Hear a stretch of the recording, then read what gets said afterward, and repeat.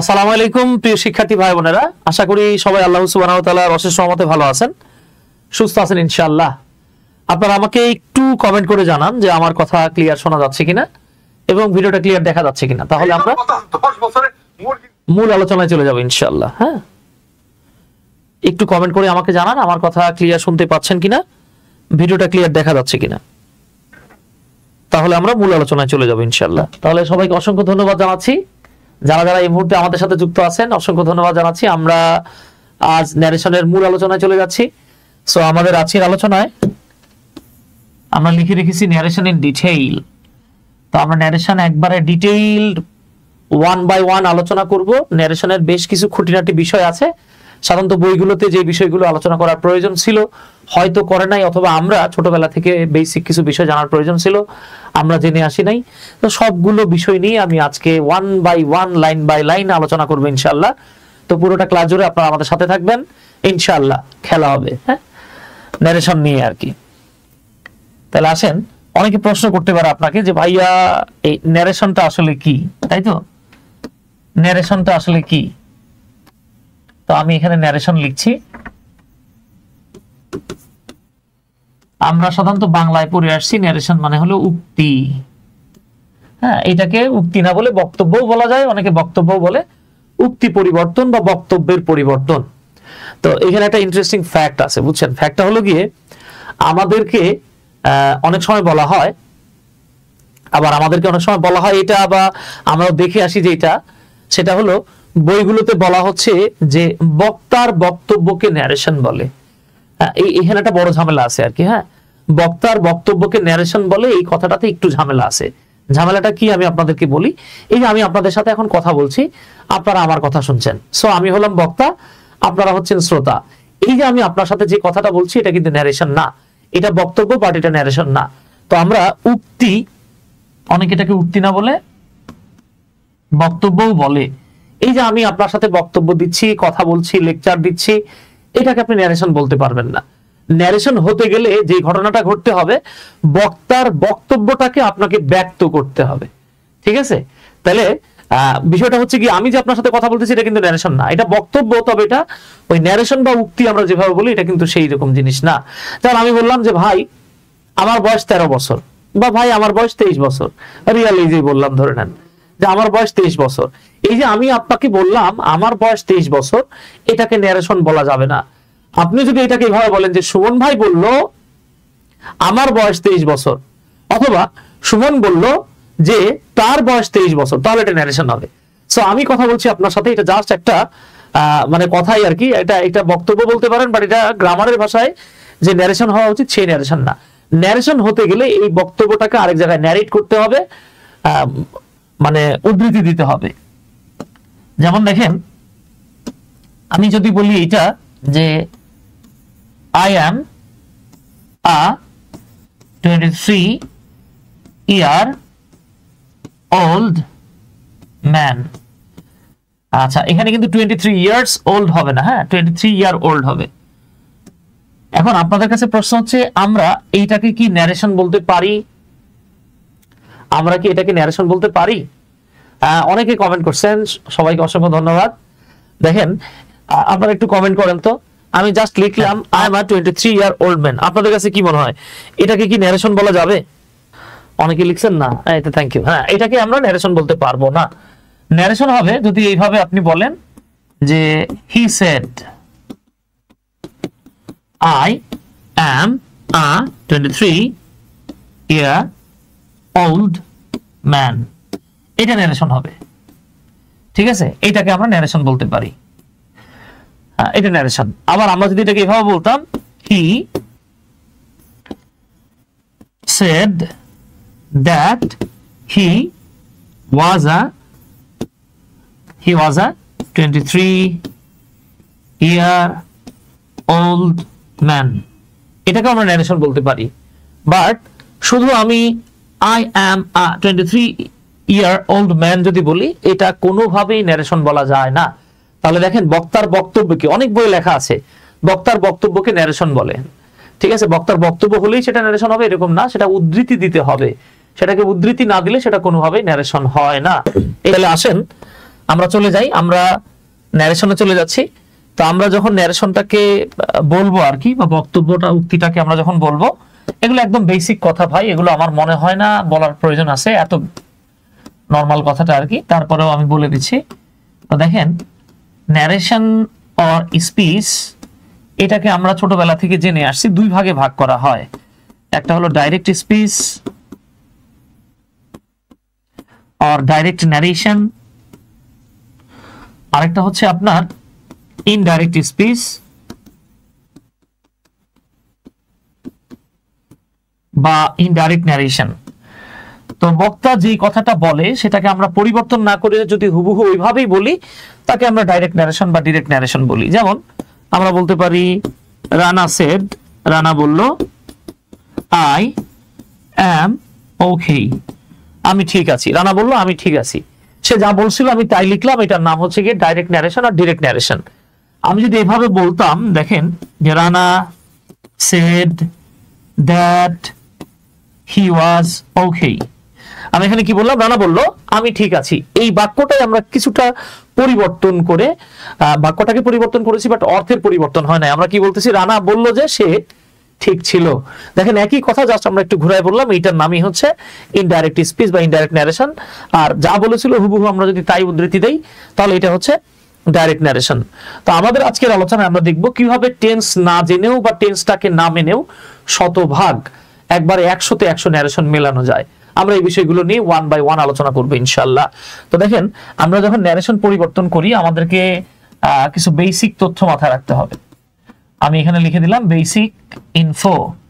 এইখানে আমাদেরকে কিছু বেসিক ইনফরমেশন মাথায় রাখতে হবে। সেই ইনফরমেশনটা কি?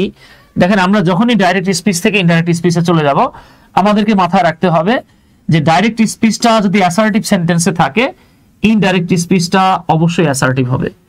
ডাইরেক্ট স্পিচটা যদি ইন্টারোগেটিভ সেন্টেন্স হয়, ইনডাইরেক্টে গিয়ে আমাদেরকে অ্যাসার্টিভ লিখতে হবে। ডাইরেক্টে যদি ইম্পারেটিভ থাকে, আমাদেরকে তারপরেও অ্যাসার্টিভ লিখতে হবে। যদি অবজেক্টিভ থাকে অথবা এক্সক্লেমেটরি থাকে, সেই ক্ষেত্রেও আমাদেরকে যে কাজটা করতে হবে, আমরা ঘুরায় ফিরায় এটারে অ্যাসার্টিভ বানাবো। That is whatever the direct speech or direct speech is, the indirect speech always will be in assertive. Direct speech যাই থাকুক, আমরা ইনডাইরেক্টে গেলে এটার অ্যাসার্টিভ বানায় ফেলবো। ওকে, এই অ্যাসার্টিভ সেন্টেন্স আমরা এই জন্যই বানাচ্ছি, হ্যাঁ, আমরা এটাকে অ্যাসার্টিভ সেন্টেন্স এই জন্যই বানাচ্ছি, কারণ এটা পরের অংশে যখনই চলে যায়, আমরা যখন এটাকে ইনডাইরেক্ট বানাই, তখন এইটা আরেকটা গ্রামাটিক্যাল আইটেম হয়ে যায়, যেটার নাম হচ্ছে ইমবেডেড সেন্টেন্স। ইমবেডেড সেন্টেন্স নিয়ে আমরা আমাদের Facebook page unlock English with Suman এবং YouTube channel unlock English with Suman, দুটোতেই বিস্তর আলোচনা করেছি। একদম পুরো লাইভ ক্লাসেও আমি আলোচনা করেছি, আপনারা চাইলে দেখে নিতে পারেন। যদিও বাংলাদেশের অনেক বই এটাকে ইমবেডেড সেন্টেন্স না বলে ইমবেডেড কোয়েশ্চেন বলছে, হ্যাঁ, যে নামটা আসলে শতভাগ কারেক্ট না, নামকরণে কিছুটা ঝামেলা আছে আর কি। তো যে জায়গাটাতে ছিলাম আমি বলতেছি, বাবা, আমরা যখন এই ন্যারেশন চেঞ্জ করব, assertive, interrogative, imperative, objective, whatever, হ্যাঁ, যে যাই থাকুক না কেন, আপনাকে যেই কাজটা করতে হবে, আপনি ইনডাইরেক্ট স্পিচে আসলে অ্যাসার্টিভ বানায় ফেলবেন। আর অ্যাসার্টিভের ক্ষেত্রে আপনাকে দুটো স্ট্রাকচার এই জায়গাটাতে ফলো করতে হবে। সেটা হচ্ছে, এক নাম্বার যে স্ট্রাকচারটা আমি এই জায়গাটাতে আপনাদেরকে লিখে দেই, এক নাম্বার যে স্ট্রাকচারটা সেটা হলো subject plus main verb plus others. আরেকটা হচ্ছে আপনি এই স্ট্রাকচারটা ফলো করতে পারেন, subject plus auxiliary verb plus main verb plus others. Okay, others অংশ নাও থাকতে পারে, জাস্ট এতটুকু থেকেও সেন্টেন্স হতে পারে। হ্যাঁ, নুসরাত জাহান, ওয়া আলাইকুম আসসালাম। আচ্ছা, আশা করি বুঝতে পারছেন। তাহলে আমরা কি বললাম ভাই, আপনার assertive, interrogative, imperative, objective, exclamatory যাই থাকুক না কেন, আমরা ঘুরায় ফিরায় এই দুটো স্ট্রাকচারে আনবো। জাস্ট এই বেসিক তথ্যটা আমাদের যদি মাথায় থাকে, খাতায় ইনশাআল্লাহ আমরা একদম সুপার ডুপার ভাবে আনসার করতে পারবো। তাহলে আমরা এতটুকু দেখে ফেলছি। এবার আমাদেরকে যে জিনিসটা মাথায় রাখতে হবে, খুবই গুরুত্বপূর্ণ একটা কথা, আমরা যখনই ডাইরেক্ট স্পিচ থেকে ইনডাইরেক্ট স্পিচে যাব, আমাদেরকে মাথায় রাখতে হবে ডাইরেক্ট স্পিচ থেকে ইনডাইরেক্ট স্পিচ বানানোর সময় শুধুমাত্র, শুধু বললে মাত্র বলা লাগে না, শুধু তিনটা বিষয় পরিবর্তিত হয়। তাহলে আমরা যখন ন্যারেশন চেঞ্জ করি, আমাদেরকে তিনটা বিষয় পরিবর্তন করতে হবে। সেই তিনটা বিষয়ের এক নাম্বার যে বিষয়টা সেটা হলো পারসন, দুই নাম্বার যে বিষয়টা সেটা হচ্ছে টেন্স, আমরা চাইলে টেন্স না বলে এটাকে ফাইনাইট ভার্ব বলতে পারি, একই কথা। আর তিন নাম্বার যেটা, এটা হচ্ছে নিয়ারেস্ট ওয়ার্ডস, নৈকট্যবাচক শব্দ বা কাছের যে শব্দগুলো আছে সেই জিনিসটা। শহীদুল ইসলাম ভাই বলছেন ন্যারেশনের গুরুত্ব কতটুকু? ভাই ন্যারেশনের মারাত্মক গুরুত্ব আছে। বিশেষ করে দেখেন, আপনি যদি ধরে নেন আমার নামেই আপনি একজনের বিচার দিচ্ছেন যে সুমন ভাই বলছে আমি তোরে চিনি না, এই যে আমি ধরে নেন আপনারা বললাম যে ভাই আপনার আমি চিনি না, হ্যাঁ আমি আপনাকে চিনি না, আপনি কিটা, আপনি এই কথাটাই আরেকজনের গিয়ে বিচার দিচ্ছেন। তো আপনি যখন আমার সম্পর্কে বলবেন আমি কি কথাটা বলেছি, আমার এই কথা উদ্ধৃতি যখন দিতে চাইবেন, তখন আপনাকে অবশ্যই ন্যারেশন ব্যবহার করতে হবে। ঠিক আছে, এই হলো কি ঘটনা। হ্যাঁ, এছাড়াও দেখেন আমরা যখন কারো সম্পর্কে কারো একটা কথা কোনো জায়গায় উদ্ধৃতি তুলে ধরি, আমরা অনেক সময় বুঝতেই পারি না যে এখানে আমাদেরকে ন্যারেশন ব্যবহার করতে হবে। ধরেন আমার ছেলের ওর আম্মু বকা দিয়েছে, হ্যাঁ তোরে পিটাবো, এই করবো সেই করবো। এখন আমি বাসায় যাওয়ার পরে আমার ছেলে যদি এইভাবেই বলে যে বাবা জানো আম্মু আমাকে বলছে আজকে খেতে দিবে না, তোমাকে পিটাবো, এই করবো সেই করবো, এখন এই কথাটাই যে আমার ছেলে আমাকে যদি ইংরেজিতে বলতে যায় তাহলে তার ন্যারেশন লাগছে। আমরা বাস্তব জীবনে যতবার কথা বলি, কোনো উদ্ধৃতি দিতে যাই, ততবার আমাদেরকে ন্যারেশন লিখতে হয়। স্পোকেন ইংলিশে ন্যারেশনের ইম্পর্টেন্স বা গুরুত্ব মারাত্মক, এটা খুব সিগনিফিকেন্ট একটা টপিক। সমস্যা হচ্ছে গিয়ে আমরা আজীবন এটাকে জাস্ট পরীক্ষায় পাস করার জন্য জেনে আসছি। আর একটা বিষয় মাথায় রাখেন, আপনারা যখন রিপোর্ট রাইটিং করেন, হ্যাঁ আপনারা যখন রিপোর্ট রাইটিং করেন, এই যে ধরে নেন গতকালকে আমরা দেখলাম যে বাংলাদেশের বিভিন্ন জায়গায় কিছু ঝামেলা হয়ে গেল আর কি। হ্যাঁ, তো এইটা নিয়ে আপনি ধরে নেন কোথাও একটা চুরি হয়েছে, কোথাও একটা ডাকাতি হয়েছে, ধরে নেন কোথাও একটা ধরে নেন মানে কিছু একটা ঘটনা ঘটেছে, তো আপনি সেখানে গেলেন, গিয়ে আপনি একজন রিপোর্টার, আপনি যখন রিপোর্ট লিখবেন তো আপনি একজন ভুক্তভোগীর একটা মতামত দিবেন না, আপনি মানে এই বিষয়ে মামলা করা হয়েছে কিনা ইত্যাদি এগুলো জানবেন না। তো এই যে রিপোর্টের মধ্যেও কিন্তু আমাদেরকে ন্যারেশনের, সেটা ডাইরেক্ট স্পিচ হোক বা ইনডাইরেক্ট স্পিচ হোক, একটা ভুক্তভোগীর বক্তব্য দিতে হয়। এই হলো গিয়ে ঘটনা আর কি। হ্যাঁ, শাহরিয়ার হোসেন ভাই, থ্যাংক ইউ ভাই। আচ্ছা, তাহলে আমরা যখন ন্যারেশন চেঞ্জ করবো আমরা মাথায় রাখবো তিনটা বিষয় পরিবর্তন হয়: person, tense and nearest word. Nearest word মানে হচ্ছে কাছের শব্দ, যেগুলো নৈকট্যবাচক শব্দগুলোকে আমরা দূরের শব্দ বানায় ফেলবো। যেমন যদি এরকম থাকতো একটা বাক্য, ধরেন আমরা একটা বাক্য লিখলাম এরকম যে হ্যানা সেড, হ্যানা বলল মাই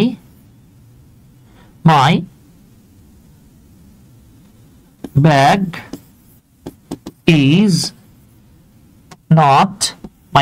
is not here. হ্যাঁ, তো হ্যানা বললো my bag is not here, এইখানে আমার ব্যাগ নাই। তাহলে এবার একটু খেয়াল করেন, কিন্তু কি বললো হ্যানা, এখানে আমার ব্যাগ নাই। আবার হ্যানা লিখতে আমার ভয় লাগে ভাই, আপনারা খালি জিগায় ফেলেন যে চাচা হ্যানা কোথায়। হ্যাঁ, তো চাচারা হ্যানার কাছে যাওয়া লাগবে না দাদা, পরে হ্যানার কাছে যায়, আগে আমরা এটা চেঞ্জটা করে নিই। হ্যাঁ, তো দেখেন আমরা যখন এই যে এইটাকে চেঞ্জ করব, তখন আমরা কি করব, এই যে হ্যানারে আমরা হ্যানাই রাখলাম, হ্যানা সেড দ্যাট। হ্যাঁ, কেন দ্যাট হচ্ছে এটা আমরা একটু পরে ব্যাখ্যা পাবো, আমরা ডিটেইলড ব্যাখ্যা পাবো ইনশাআল্লাহ। হ্যানা সেড দ্যাট, এই যে দেয়া ছিল দেখেন মাই ব্যাগ, আমরা এখানে লিখে ফেললাম হার ব্যাগ। কিভাবে হলো আমরা সামনে একটু পরে গিয়ে ব্যাখ্যা করব। হ্যানা সেড দ্যাট, এই যে মাই ব্যাগটা হার ব্যাগ বানাই ফেললাম, এইবার ছিল ইজ, আমরা এটারে বানাই ফেললাম ওয়াজ। ঠিক আছে, ছিল কি মাই বানালাম হার, ছিল ইজ বানালাম ওয়াজ, নট এই যে ছিল হিয়ার আমরা বানাই ফেললাম দেয়ার। তার মানে আমরা যখন ন্যারেশন পরিবর্তন করি, হ্যাঁ আমাদেরকে এখানে মাথায় রাখতে হবে তিনটা বিষয় পরিবর্তন হয়। এক নাম্বার হচ্ছে গিয়ে পারসন, এই যে দেখেন ফার্স্ট পারসন ছিল, এটারে থার্ড পারসন বানায় দিছি। দুই নাম্বার হলো টেন্স বা ফাইনাইট ভার্ব, এই যে দেখেন প্রেজেন্ট টেন্সে ছিল, আর আমরা জানি যে ভার্ব দেখে টেন্স চেনা যায় সেটা কিন্তু ফাইনাইট ভার্ব, তাই না? তাহলে এই যে ইজ ছিল আমরা এটা ওয়াজ বানাই দিলাম। আরেকটা হচ্ছে কাছের যে শব্দগুলো সেটাকে দূরের শব্দ বানাতে হবে। হিয়ার মানে হচ্ছে কি বাবা, এখানে, আমাকে লিখতে হচ্ছে দেয়ার, মানে কি দেয়ার মানে হলো সেইখানে। তাহলে এই যে এখানে কাছের শব্দ আমি বানাই ফেললাম সেখানে দূরের শব্দ। এই হলো কি ঘটনা আর কি। তার মানে আমরা যখনই ন্যারেশন পরিবর্তন করব, এই তিনটা বিষয় আমাদেরকে অবশ্যই পরিবর্তন করতে হবে। তো আসেন আমরা এই তিনটা বিষয় দেখে নেই। আমাদেরকে পার্সনের একটা চার্ট আছে মুখস্থ করতে হবে, টেন্স বা ফাইনাইট ভার্বের একটা চার্ট আছে মুখস্থ করতে হবে, নিয়ারেস্ট ওয়ার্ডের একটা চার্ট মুখস্থ করতে হবে। আমি কথা দিচ্ছি ইনশাআল্লাহ আজকে ক্লাস করার পর ন্যারেশন নিয়ে আপনি পুরো খেলতে পারবেন। ঠিক আছে, ন্যারেশন আপনার কাছে ছেলের হাতের মোয়া মনে হবে, মারাত্মক। ঠিক আছে, আসেন তাহলে আমরা একটু দেখি। ওই যে সুইটি জিজ্ঞেস করতেছে যে বাড়িঘর তো সাজানো কেন? এই যে বাবা আপনি আজকে ক্লাস করবেন তাই বাড়িঘর সাজানো। ঠিক আছে আম্মা জান, তাহলে আসেন বাবারা, আমরা জানি যে তিনটা বিষয় পরিবর্তন হয়, একটা হচ্ছে পার্সন, একটা হলো পার্সন, আর একটা হলো ফাইনাইট ভার্ব, আর একটা হচ্ছে নিয়ারেস্ট ওয়ার্ড। তো আমরা এখানে মাথায় রাখবো যে first person, second person, third person, প্রত্যেকটা পার্সনের আমরা আমরা 5টা করে ফর্ম পাবো। প্রত্যেকটা পার্সনের আমরা 5টা করে ফর্ম পাবো। তো প্রথমে আছে সাবজেক্টিভ ফর্ম, এরপরে অবজেক্টিভ, এরপরে পজেসিভ, তারপরে রিফ্লেক্সিভ, এরপরে ডাবল পজেসিভ। এই ডিপি দেখে এটার আবার দীপিকা পাড়ুকোন ভাবা যাবে না বাবা। হ্যাঁ, তাহলে দেখেন এই সাবজেক্টিভ ফর্মটাকে আমরা সাবজেক্টিভ ফর্ম না বলে আমরা বলতে পারি 1 নাম্বার ফর্ম। অবজেক্টিভ ফর্মটাকে আমরা অবজেক্টিভ ফর্ম না বলে আমরা বলতে পারি এটা 2 নাম্বার ফর্ম। পজেসিভ যেই ফর্মটা, এটাকে আমরা পজেসিভ ফর্ম বা পজেসিভ অ্যাডজেক্টিভ না বলে বলবো 3 নাম্বার ফর্ম। রিফ্লেক্সিভটাকে আমরা বলবো 4 নাম্বার ফর্ম। আর ডাবল পজেসিভ এটাকে আমরা বলবো যে প্রোনাউনের 5 number form. At any cost, হ্যাঁ, at any cost you must memorize it. এটা আপনার যে কোনো মূল্যে মুখস্থ করতে হবে। স্যার আইএলস এর ব্যাচ কবে চালু করবেন? একটু লেট হবে ভাই। আব্দুল আজিজ ভাই, সৈকত ভাই, আচ্ছা ঠিক আছে, তাহলে ধন্যবাদ ভাই। এবার দেখেন ফার্স্ট পারসনে আমরা সিঙ্গুলার হিসেবে আই আর প্লুরাল হিসেবে উই পেয়েছি। তো আমরা এই চারটাকে subjective, objective, possessive, reflexive, double possessive এভাবে আমরা বলবো না, ঠিক আছে? আমরা এইভাবে না বলে আমরা 1 2 3 4 5 এভাবে মনে রাখতে পারি। তাহলে দেখেন এই যে ছিল I, me, my, myself, mine, আপনি এটাকে এভাবে বলবেন যে I, me, my, myself, mine. এই যে আমরা যখন তাসবিহ পড়ি, তাই না? আমরা পড়ি না, আমরা কিভাবে পড়ি যে সুবহানাল্লাহ সুবহানাল্লাহ সুবহানাল্লাহ সুবহানাল্লাহ। আমরাও এই কাজ করতে পারি, অথবা আপনি আঙুল গুনে গুনে পড়বেন I, me, my, myself, mine. আমি যদি আপনারা জিজ্ঞেস করি যে ভাই আই এর 3 নাম্বার ফর্ম কি, আপনি বলবেন ভাই আই, মি, মাই, মাই। হ্যাঁ, আমি আপনাকে বলবো না আই এর পজিটিভ ফর্ম কি, এইটা আপনাকে মুখস্থ করতে হবে। এখন বলতে পারেন যে ভাইয়া এই ডিজিটাল যুগে কেন আপনি অ্যানালগ সিস্টেমের কথা বললেন? এই ডিজিটাল যুগে অ্যানালগ সিস্টেমে কেন বলছি একটু পরে টের পাবেন ইনশাআল্লাহ। হ্যাঁ, ইসাক তালুকদার ভাই, ওয়ালাইকুম আসসালাম। তাহলে দেখেন আয়ের ঘর গেল, এবার আমরা উই এ চলে আসি। We subjective, us objective, our possessive, ourselves reflexive, ours এটা হচ্ছে ডাবল পজেসিভ। এখানে মনে রাখা উচিত যে সিঙ্গুলার হলে সেলফ হয় আর প্লুরাল হলে সেলভস হয়। তাহলে আমি যদি আপনাকে বলি যে উই এর 5টা ফর্ম বলেন, তো আপনি যাতে বলতে পারেন we, us, our, ourselves, ours. Okay, এবার ইউ এ চলে আসেন। ইউ নিজেই সাবজেক্টিভ, ইউ নিজেই অবজেক্টিভ। অনেক ভাই বোন আছে, ওনারা প্রশ্ন করে ফেলে যে ভাই আমি কিরাম করে বুঝবো যে এটা সাবজেক্টিভ ফর্ম নাকি অবজেক্টিভ ফর্ম? ভাই আমি কেমনে বুঝবো এটা কি 1 নাম্বার ফর্ম নাকি 2 নাম্বার ফর্ম? তো আমি তাদেরকে বলি যে দাদা, এটা জানার জন্য আপনার রকেট সায়েন্স জানার দরকার নাই। আপনি খালি দেখবেন হের অবস্থানটা কোন জায়গায়। যদি দেখেন ভার্বের আগে আছে তাহলে সাবজেক্ট, আর যদি দেখেন ভার্বের পরে বা প্রিপোজিশনের পরে তাহলে অবজেক্ট। যেমন আপনি যদি বলেন ইউ আর ক্ষয়, তুমি লাজুক, এই যে ভার্বের সামনে ইউ আছে, তার মানে এটা 1 নাম্বার ফর্ম বা সাবজেক্টিভ ফর্ম। কিন্তু আপনি যদি বলেন আই নো ইউ, আমি তোমারে চিনি, এই যে দেখেন ভার্বের পরে ইউ আছে, তার মানে এটা 2 নাম্বার ফর্ম বা অবজেক্টিভ ফর্ম। প্রিপোজিশনের পরে থাকলেও 2 নাম্বার ফর্ম বা অবজেক্টিভ ফর্ম। এটা আমাদেরকে অ্যাট এনি কস্ট মুখস্থ করতে হবে। তাহলে আমরা কেমনে মনে রাখবো? You, you, your, yourself, yours, অথবা you, you, your, yourselves, yours. ঠিক আছে? আওয়ার্স কখন ইউজ করব? আচ্ছা, এটা নিয়ে আমি ক্লাস দিয়ে রাখছি, আপনি না বুঝলে বা না জানলে আমারে নক দিন, আমি আপনাকে ক্লাসের লিংকটা দিয়ে দেবো। হ্যাঁ, প্রোনাউনে আমি 5টা কোন জায়গায় কোনটা ব্যবহৃত হবে প্রোনাউনের ক্লাস এটা ডিটেইল ব্যাখ্যা করেছি। ঠিক আছে? যিনি জানেন না আমাকে নক দিয়েন, বা আমাদের এই যে পেজে একটা নক দিয়েন, অথবা আমাদের এই হোয়াটসঅ্যাপ নাম্বারটাতে একটা নক দিয়েন, আমি আপনাদেরকে বা আমাদের যারা মডারেটর আছে আপনাদেরকে লিংকটা দিয়ে দেব ইনশাআল্লাহ। ঠিক আছে ডিয়ার? আচ্ছা, সিমিলারলি দেখেন থার্ড পারসন হলে যে হি, হিম, হিজ, হিমসেলফ, হিজ। অনেকে বলতে পারে ভাইয়া এই হিজ এর সাথে হিজ এর পার্থক্য কি? পার্থক্য আছে, এটা অ্যাডজেক্টিভের কাজ করে আর এটা প্রোনাউনের কাজ করে। হ্যাঁ, similarly she, her, her, herself, hers, এই 2 হারের মধ্যে পার্থক্য কি? এটা ভার্বের পরে অবজেক্টিভ হিসেবে কাজ করে আর এটা নাউন বা জিরান্ডের পূর্বে বসে। এরপর দেখেন দেই, দেম, দেয়ার, দেমসেলভস, দেয়ার্স। এখানে আপনি মাথায় রাখেন ইউ দিয়ে একজন বোঝালে ইয়োরসেলফ, আর ইউ দিয়ে একাধিক বোঝালে ইয়োরসেলফ বোঝায়। আচ্ছা, এইটা মুখস্থ আছে কার কার একটু বলেন তো প্লিজ? এই তো মাশাআল্লাহ, মাশাআল্লাহ, ধন্যবাদ। তাহলে বাবা লাস্ট টাইম বলি আপনাকে, এটা এই যে ঘর করে করে মুখস্থ করতে হবে। I, me, my, myself, mine. Nazmul Huda, Hanafi ভাই, মুজাহিদ ভাই, জাকিয়া, সুইটি, আচ্ছা আচ্ছা, থ্যাংক ইউ। তাহলে আসেন আমি ধরে নিচ্ছি এটা আপনার মুখস্থ হয়ে গেছে। তাহলে আমরা বললাম নারেশন চেঞ্জ করলে 3টা জিনিস লাগে। পারসন, এটা আপনার হয়ে গেছে। এখন আমরা দেখব টেন্স বা ফাইনাইট ভার্ব। এখানে একটা বিষয় বলে রাখি, আমাদেরকে আজীবন এইভাবে টেন্সের নিয়মটা শেখানো হয়েছে যে ডাইরেক্ট স্পিচে প্রেজেন্ট ইনডিফিনিট থাকলে ইনডাইরেক্টে গিয়ে পাস্ট ইনডিফিনিট হয়, ডাইরেক্টে প্রেজেন্ট কন্টিনিউয়াস থাকলে ইনডাইরেক্টে পাস্ট কন্টিনিউয়াস হয়, ডাইরেক্টে প্রেজেন্ট পারফেক্ট থাকলে ইনডাইরেক্টে গিয়ে পাস্ট পারফেক্ট হয়, তারপরে প্রেজেন্ট পারফেক্ট কন্টিনিউয়াস থাকলে পাস্ট পারফেক্ট কন্টিনিউয়াস টেন্স হয়। যদি আপনি এটা মাথায় রাখেন, আপনাকে একটা টেনশনে থাকা লাগবে। সেই টেনশনটা কি জানেন? আপনি যখনই চিন্তা করবেন টেন্স দিয়ে পড়তে যাবেন, তখন আপনারা চিন্তা করতে হবে, ভাই এটা জানি কোন টেন্স, এটা প্রেজেন্ট ইনডিফিনিট টেন্স, তাহলে স্ট্রাকচার জানি কি এইটা, এটাকে জানো কি বানাতে হবে, পাস্ট ইনডিফিনিট বানাতে হবে। পাস্ট ইনডিফিনিটের স্ট্রাকচার জানি কি, ও মনে পড়ছে সাবজেক্ট ভিটু অবজেক্ট। ভাই দরকার নাই, এই প্যারা নেওয়ার দরকার নাই, এই প্যারা আমরা নেব না, বুঝছেন? আমরা যেই কাজটা করব, প্রেজেন্ট ইনডিফিনিট থাকলে পাস্ট ইনডিফিনিট এভাবে আমরা বলবো না, রাদার বরং আমরা এইভাবে বলবো যে ভাই V1 থাকলে V2 হয়। তার মানে দেখেন আমি কিন্তু প্রেজেন্ট ইনডিফিনিট থাকলে পাস্ট ইনডিফিনিট হয় এটা বলছি না, বাট ওইটাই করতেছি। আমরা কি বললাম? V1 থাকলে V2 হয়, V1 থাকলে V2 হয়। এটাকে আমরা টেন্সের স্ট্রাকচারে আমরা এইভাবে বলতে পারতাম, সাবজেক্ট প্লাস V1 প্লাস বাকি অংশ থাকলে, অর্থাৎ দেখেন প্রেজেন্ট ইনডিফিনিট থাকলে পরের অংশে পাস্ট ইনডিফিনিট হয়। তার মানে টেন্স দিয়ে বললে আমার এই বড় বড় স্ট্রাকচার মনে রাখতে হইতো। আমি জাস্ট কি করলাম, টেন্সের মতো করে না বলে আমি এটাকে এভাবে মনে রাখলাম যে ভাই V1 থাকলে V2 হয়। তার মানে আমি কিন্তু দেখেন ইনডিরেক্টলি বলে ফেলেছি প্রেজেন্ট ইনডিফিনিট থাকলে পাস্ট ইনডিফিনিট হয়। তাহলে দেখেন ওই যে আমরা শুনে আসছি না, অ্যাড দেখছি, দাগ থেকে যদি ভালো কিছু হয় দাগেই ভালো। তাহলে আমরা মাথায় রাখবো যদি টেন্স ছাড়া ভালো কিছু হয়, ন্যারেশন শেষ হয়, তাহলে টেন্স ছাড়া ন্যারেশনই ভালো। তাহলে বাবারা সোনারা যে জিনিসটা আমরা মাথায় রাখবো, V1 থাকলে V2 হয়, V2 থাকলে হ্যাড প্লাস V3 হয়।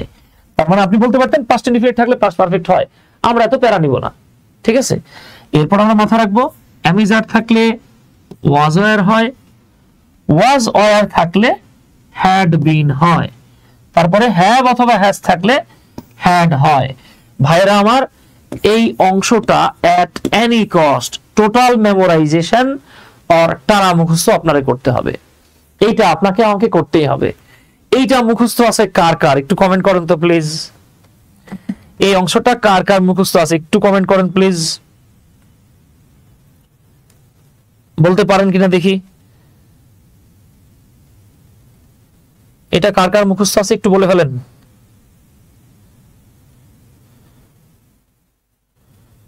এই তো মাশাআল্লাহ অনেকেরই আছে, তাই না?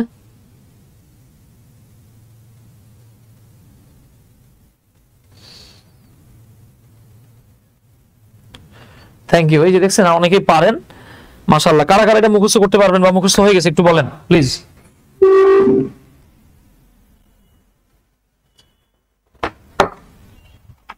এই তো থ্যাংক ইউ।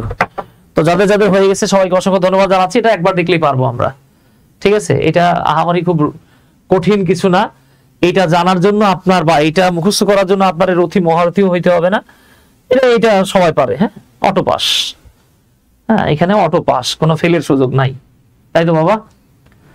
আচ্ছা, তাহলে আমরা এটা মাথায় রাখবো। দেখেন আরেকবার বলি, V1 থাকলে V2, V2 থাকলে হ্যাড প্লাস V3, অ্যামিজার থাকলে ওয়াজার, ওয়াজার থাকলে হ্যাড বিন, হ্যাজ থাকলে হ্যাড। এবার যেটা দেখবো, এইটা দেখার পর অনেকের জানি কেমন কেমন লাগে, সেটা হচ্ছে ডাইরেক্ট স্পিচে যদি একটা হ্যাড থাকে, ইনডাইরেক্ট স্পিচে গিয়ে আপনাকে দুইটা হ্যাড লিখতে হবে। কেন লিখতে হবে একটু পরে গিয়ে ব্যাখ্যা করব। তারপর আপনি ভাবে বলতে পারেন যে ভাই আমরা জানি সাবজেক্ট প্লাস V2 প্লাস বাকি অংশ, অর্থাৎ পাস্ট ইনডিফিনিট থাকলে সেটাকে পাস্ট পারফেক্ট বানাতে হয়। আর পাস্ট পারফেক্টের স্ট্রাকচার কি বাবা? সাবজেক্ট প্লাস হ্যাড, এরপরে যেই ভার্বের V2 থাকে, হ্যাড নিজেই তো V2, তার V3 লিখতে হয়। তার মানে আরেকটা হ্যাড আসে প্লাস বাকি অংশ। এই হইতেছে ঘটনা আর কি। হ্যাঁ, এটা বোঝার জন্য আই হোপ আপনাকে খুব বেশি পেরেশানি নিতে হবে না, পারবেন, আপনি পারবেন ইনশাআল্লাহ। ওকে, আচ্ছা এবার আসেন, যদি হ্যাড প্লাস V3 থাকে এখানে কোনো চেঞ্জ হবে না, হ্যাড প্লাস V3 হবে। শুধু হ্যাড থাকলে হ্যাড প্লাস হ্যাড মানে হ্যাড হ্যাড, আর যদি হ্যাড প্লাস V3 থাকে তাহলে হ্যাড প্লাস V3 হবে। এরপর আরেকটা ভয়ঙ্কর জায়গা, যে জায়গাটাতে আমরা মাঝে মাঝে মারাত্মক বোকামি করে ফেলি, সেটা হলো শ্যাল থাকলে অনেকে বলে শুড। আপনারে মাথায় রাখতে হইব বাবা, আপনারা যেটা মাথায় রাখতে হবে সেটা হলো, কেউ যদি বলে শ্যাল থাকলে শুড, উনি ভুল বলেছেন। যদি কোনো বইয়ে থাকে বইয়ে ভুল আছে, এটা তো আমার দোষ না, ঠিক আছে? শ্যাল থাকলে কোনোদিনই আপনি শুড লিখতে পারবেন না। দুর্ভাগ্যের বিষয় হচ্ছে অনেক বই লেখা থাকে শ্যাল থাকলে শুড, উইল থাকলে উড। মাথায় রাখবো আমরা, শ্যালের পাস্ট ফর্ম হচ্ছে উড, সিমিলারলি উইলের পাস্ট ফর্ম হচ্ছে উড। শুড কিন্তু পাস্ট ফর্ম না, ঠিক আছে, শুড কিন্তু পাস্ট ফর্ম না।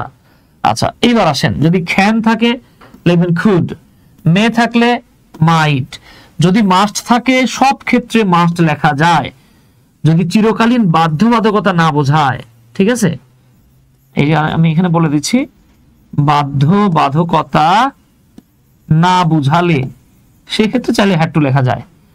আচ্ছা, আর যদি শুড থাকে, এইটা আবার খুব ইন্টারেস্টিং একটা জায়গা, যে জায়গাতে আমাদের ভাই বোনেরা অনেক সময় বোকামি করে ফেলেন, ভুল করে ফেলেন, সেটা হচ্ছে যদি শুধু শুড থাকে তাহলে আপনাকে লিখতে হবে শুড হ্যাভ প্লাস V3। এগুলো আশা করি আপনারা জানেন ইনশাআল্লাহ। হ্যাঁ, এগুলো আপনারা আমাদের জানতে হবে, না জানলে বিপদ হবে আমাদের।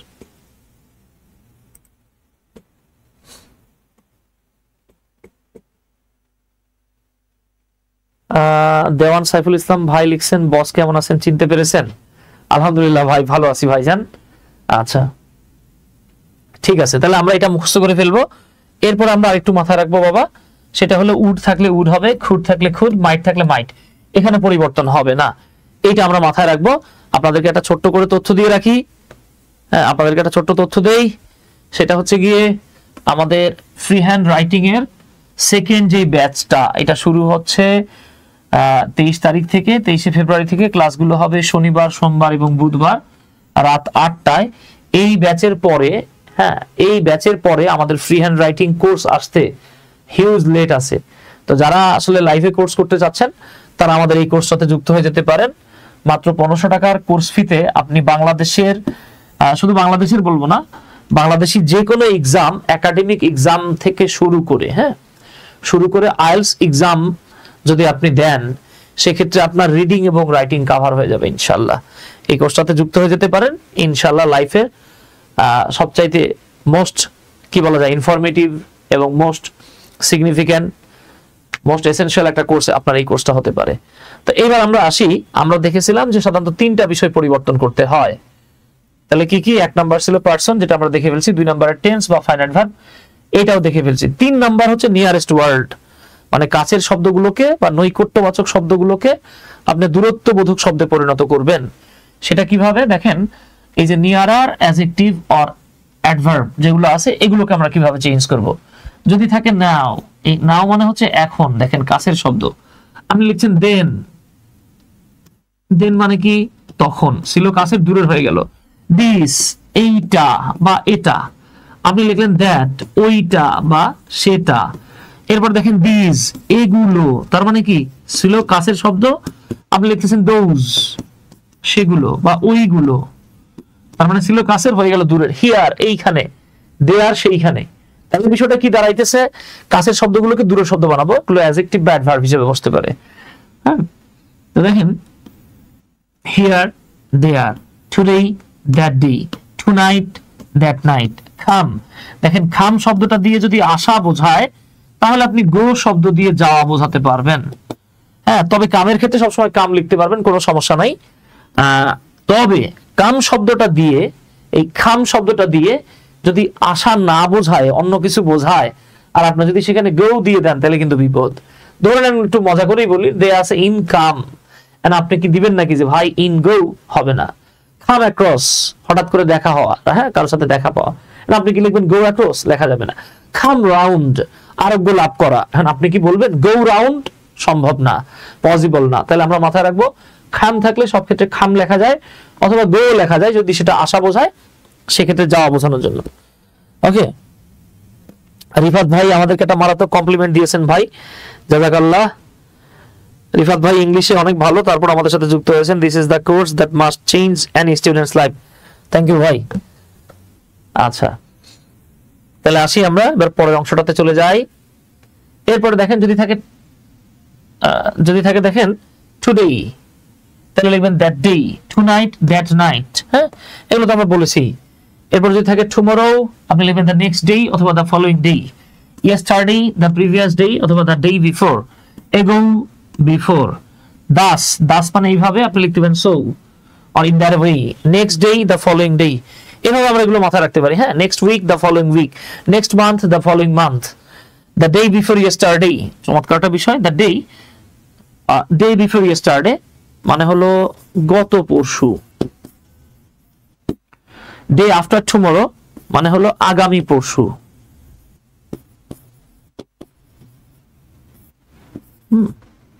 তো দেখেন, যদি থাকে গত পরশু লিখবেন 2 days ago, 2 দিন আগে। যদি থাকে আগামী পরশু লিখবেন 2 days later, 2 দিন পরে। এইটা যদি মানে আমাদের যদি এই চার্টটা মুখস্থ থাকে, এইবার দেখবেন এই চার্টটা যদি মুখস্থ থাকে, ন্যারেশন নিয়ে আমরা একদম ছেলে খেলা খেলবো ইনশাআল্লাহ। ন্যারেশন মনে হবে আপনার কাছে এটা মনে হয় একটা ছেলের হাতের মোয়া। তাহলে বাবা আমি যতটুকু আলোচনা করেছি এর মধ্যে আপনাদের কারো কোনো প্রশ্ন আছে কিনা? যদি কারো কোনো প্রশ্ন থাকে বলতে পারেন প্লিজ।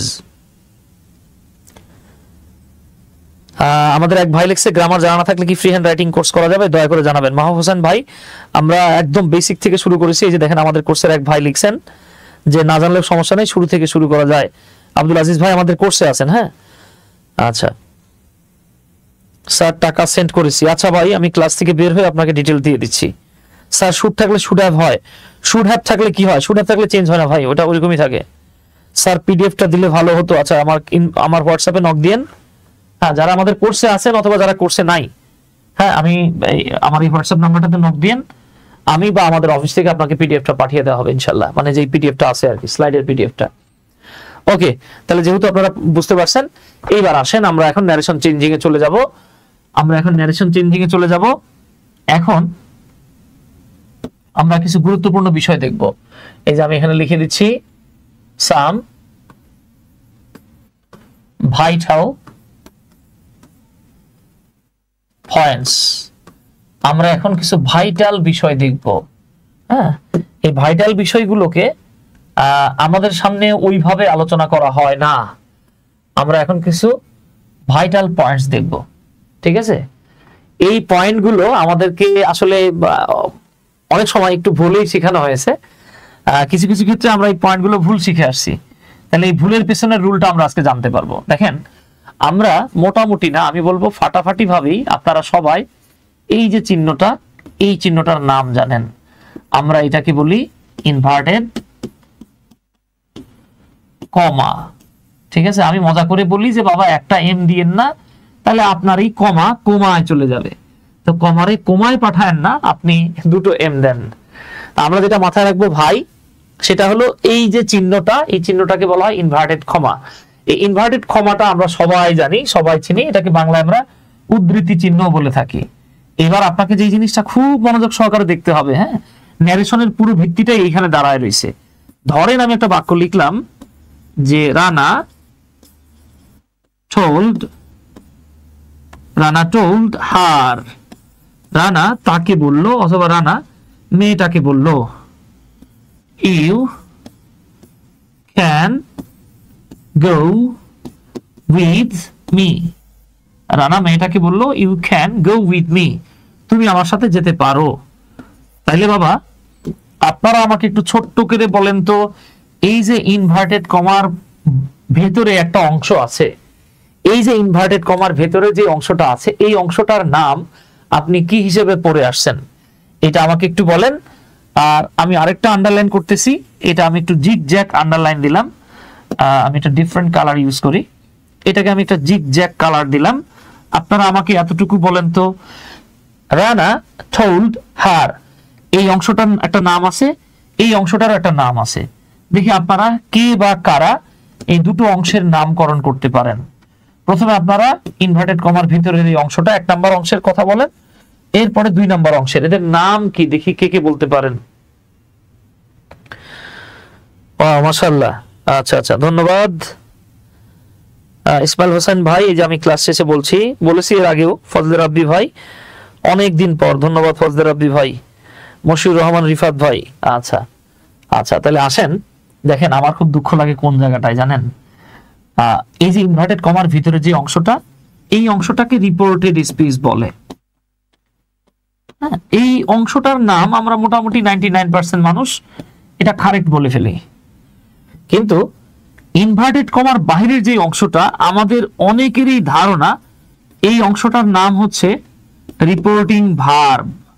অনেকের ধারণা যে এই অংশটার নাম হচ্ছে রিপোর্টিং ভার্ব।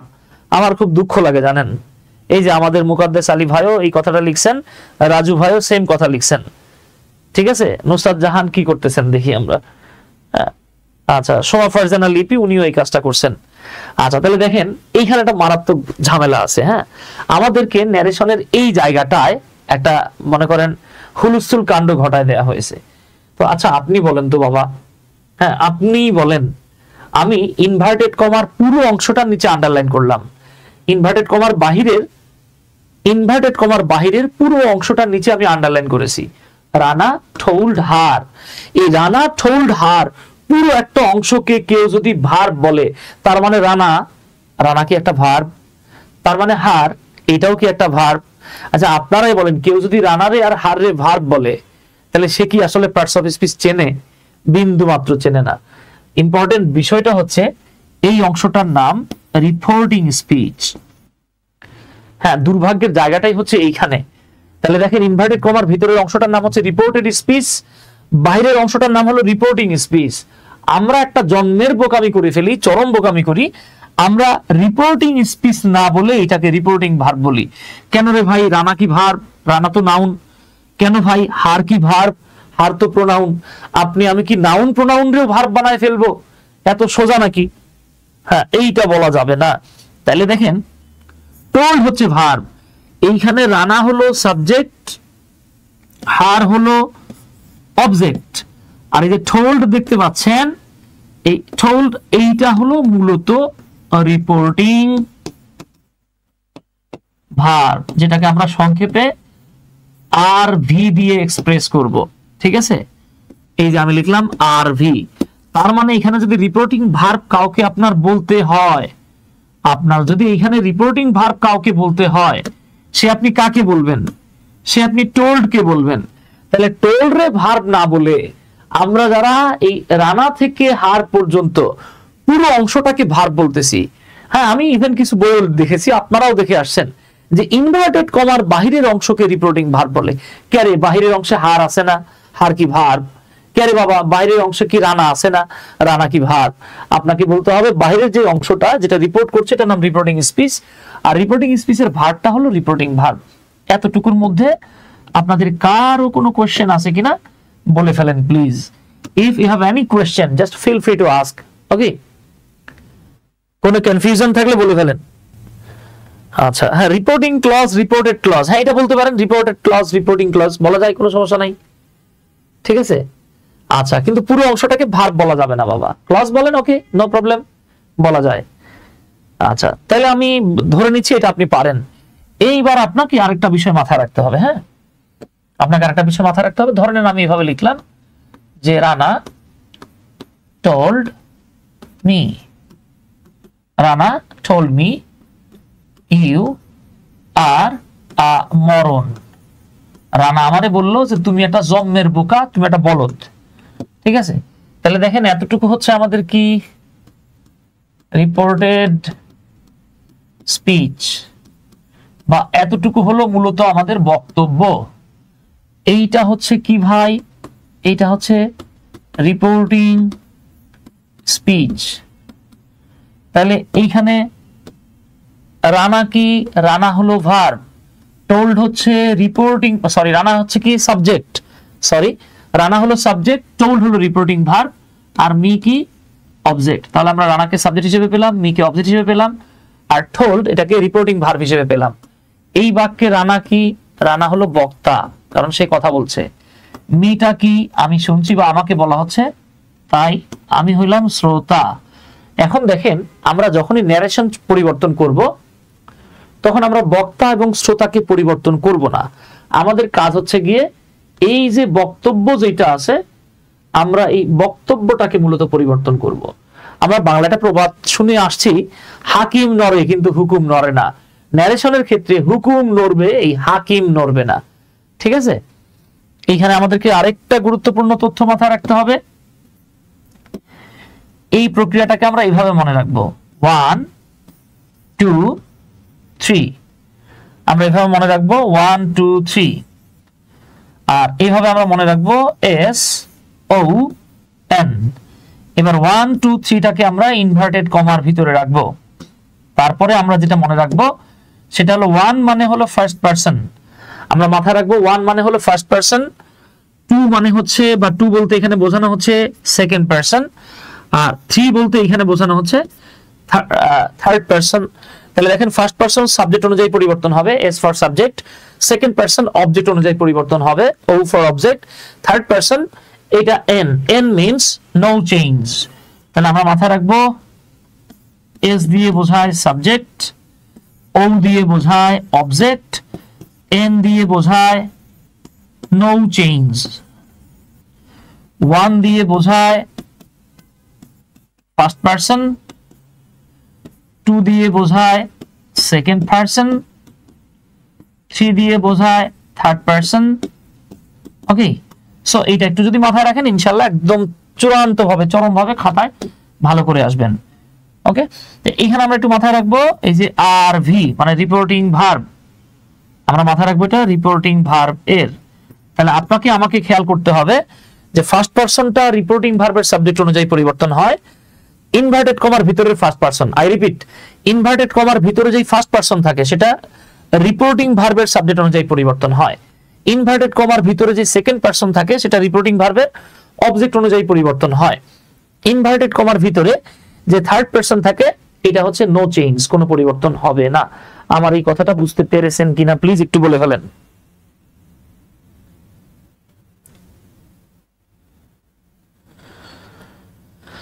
আচ্ছা, এখানে কারো কোনো কোয়েশ্চেন আছে কিনা বলে ফেলেন প্লিজ। আমরা আজকে আমরা ধাপে ধাপে এই ন্যারেশন গুলো শিখতে গিয়ে দেখবেন আমাদের মানে শেখার মধ্যে যে কিঞ্চিত ভুল ত্রুটি ছিল বা কিঞ্চিত কমতি ছিল, এটা আমরা আস্তে আস্তে কভার করে ফেলবো ইনশাল্লাহ। হ্যাঁ, এটা আমরা আস্তে আস্তে কভার করে ফেলবো। আপনারা আপনাদের জাস্ট কোনো প্রশ্ন থাকলে আমাকে বলেন। তো আমি শুরুর দিকে একটু বেশি টাইম নিচ্ছি। হ্যাঁ, আমি এদিকে টাইম নিচ্ছি, তারপরে আমি বাকিগুলো আপনাদেরকে টেনে পড়াই দেবো ইনশাল্লাহ।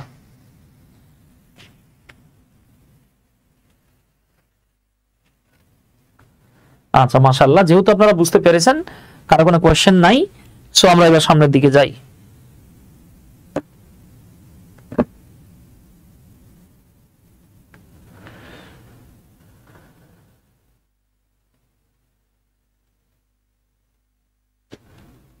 আচ্ছা, তাহলে আসেন এবার আমরা ন্যারেশন পরিবর্তন করছি। তাহলে আমাদের কাজ হচ্ছে গিয়ে আমরা এখন অ্যাসার্টিভ সেন্টেন্সের ন্যারেশন পরিবর্তন করব। আমরা এখন অ্যাসার্টিভ সেন্টেন্সের ন্যারেশন পরিবর্তন করব। তাই ন্যারেশন পরিবর্তন করতে গিয়ে এই জায়গাটাতে আমাদেরকে যেটা মাথায় রাখতে হবে, লেখা আছে, হ্যাঁ আমি তারপর একটু লিখে দিচ্ছি।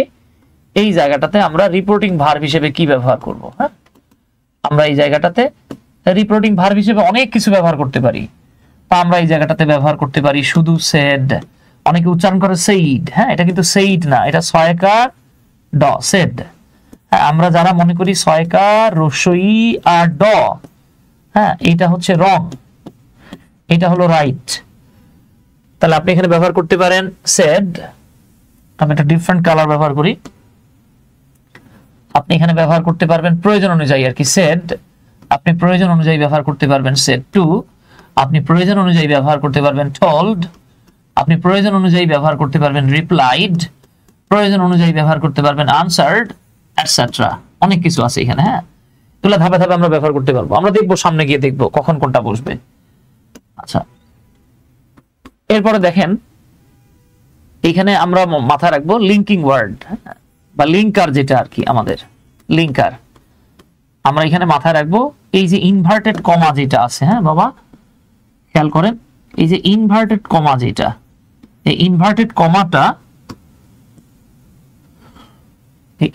কমাটা উঠে গিয়ে, হ্যাঁ এটাকে আমরা তুলে দিব, উঠে গিয়ে অ্যাসার্টিভ সেন্টেন্সের ক্ষেত্রে দ্যাট বসে। তাহলে আমরা যখন অ্যাসার্টিভ সেন্টেন্সের ন্যারেশন চেঞ্জ করব, ইনভার্টেড কমাটাকে তুলে দিয়ে দ্যাট বসাবো। তবে দ্যাট না লিখলেও চলে, না লিখলেও চলে। কেউ যদি দ্যাটটাকে না লিখে স্কিপ করে, হ্যাঁ কোনো এক্সামিনারের বাবার ক্ষমতা নাই এটা কেটে দিবে আর কি। কেউ যদি কেটে দেয় সে গায়ের জোরে কাটছে। আমি আপনাকে বলতে পারি বাংলাদেশের বিভিন্ন চাকরির পরীক্ষায় ভার্সিটি বা ইউনিভার্সিটি অ্যাডমিশনের যে এক্সামগুলো আছে সেই এক্সামগুলোতে দেখবেন অনেকবার, অসংখ্যবার তারা দেখবেন অ্যাসার্টিভ, আবার অনেক সময় দেখবেন যে অবজেক্টিভ বা ইম্পারেটিভ এক্সক্লেমেটরি সেন্টেন্সে অসংখ্যবার দেখবেন তারা ন্যারেশন দিয়ে রাখছে দ্যাট যেখানে হতো দ্যাট দেয়া নাই, দ্যাট ব্যবহার করে নাই, দ্যাট ব্যবহার না করলে কোনো ক্ষতি নাই। ঠিক আছে, আচ্ছা তাহলে আসেন আমরা একটু এবার দেখে নেই অ্যাসার্টিভ সেন্টেন্সের আমরা ন্যারেশন পরিবর্তন করব। তার আগে আপনাদেরকে আরেকবার মনে করায় দেই, সেটা হলো ওই যে আমরা বলেছিলাম 1 2 3 first person, second person, third person. এরপর আমরা বলেছি যে রিপোর্টিং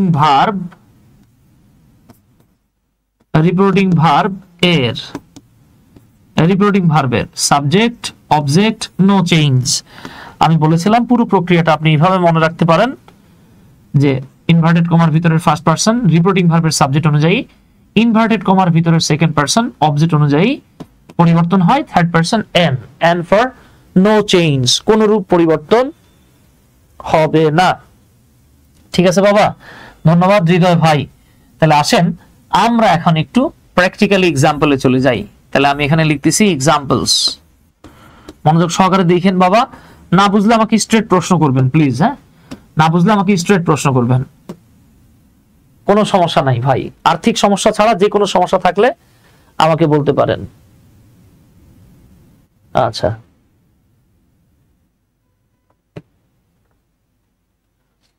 ঠিক আছে, প্রশ্ন থাকলে প্রশ্ন করেন। এবার আসেন তাহলে আমি আপনাদেরকে একটা বাক্য দিই। ধরেন আমি একটা বাক্য লিখে দিলাম এরকম, ধরেন আমি এরকম একটা বাক্য লিখে দিলাম যে কি, রানা told মিম, রানা told মিমি, রানা মিমিকে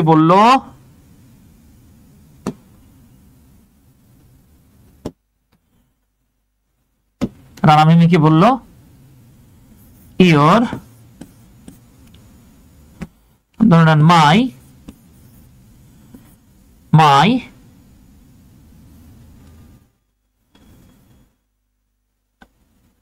লেটার আর মাই আসি, যে কোনো কিছু লেখা যায়, হ্যাঁ, মাই আসি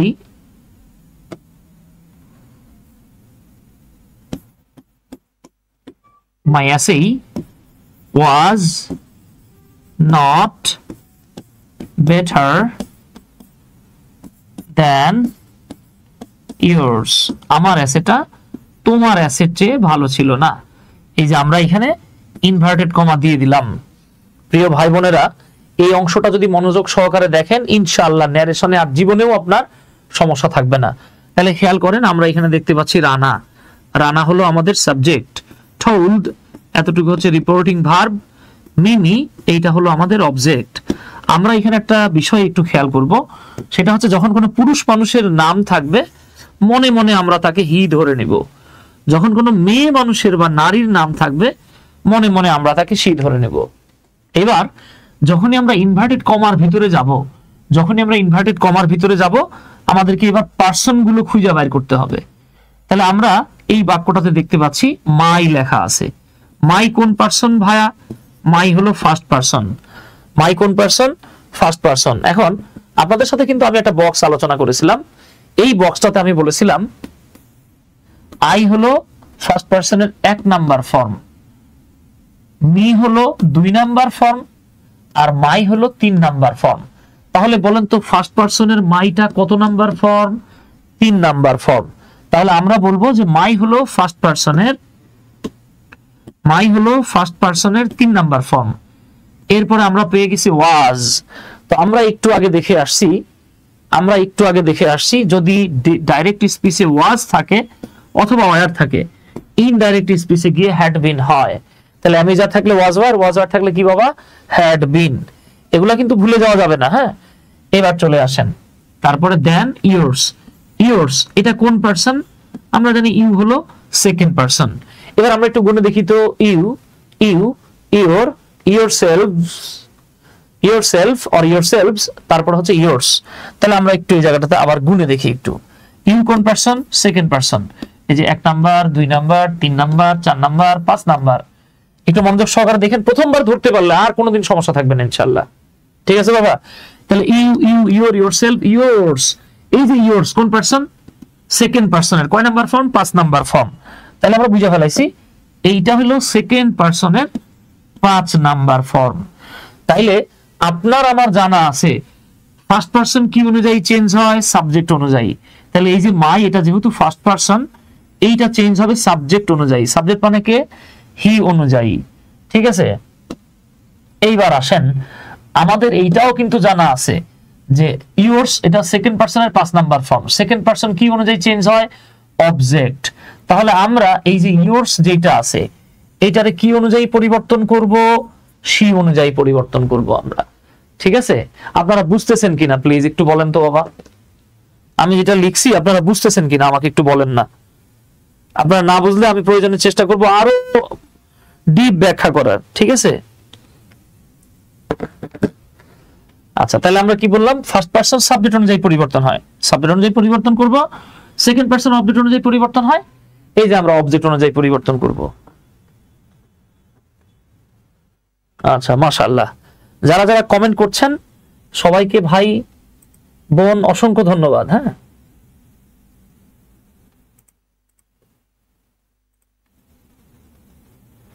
সবাইকে অসংখ্য ধন্যবাদ। আচ্ছা আচ্ছা, এই তো মাশাআল্লাহ। তাহলে আসেন আমরা এবার এটাকে একটু ন্যারেশনটা চেঞ্জ করি। তাহলে দেখেন, আমি বলেছিলাম বক্তা আর শ্রোতা ঠিক থাকবে। তাহলে আমরা এখানে কি করব? আমরা এই যে রানার জায়গায় রানা লিখবো, টোল্ডের জায়গায় টোল্ড লিখবো, মিমির জায়গায় মিমি লিখলাম, রানা টোল্ড মিমি। এবার দেখেন, আমরা জানি অ্যাসার্টিভ সেন্টেন্সের ক্ষেত্রে সে, টোল্ড ইত্যাদি বসে। কখন কোনটা বসে সেটা আমি একটু পরে ব্যাখ্যা করছি। হ্যাঁ, এবার আমাদেরকে জানতে হবে লিঙ্কিং ওয়ার্ড বা লিঙ্কার্সটা কি। ইনভার্টেড কমা উঠে গেলে দ্যাট বসে, না লিখলেও সমস্যা নাই। আমি এই জায়গাটাতে কি লিখবো? আমি এই জায়গাটাতে দ্যাট লিখবো।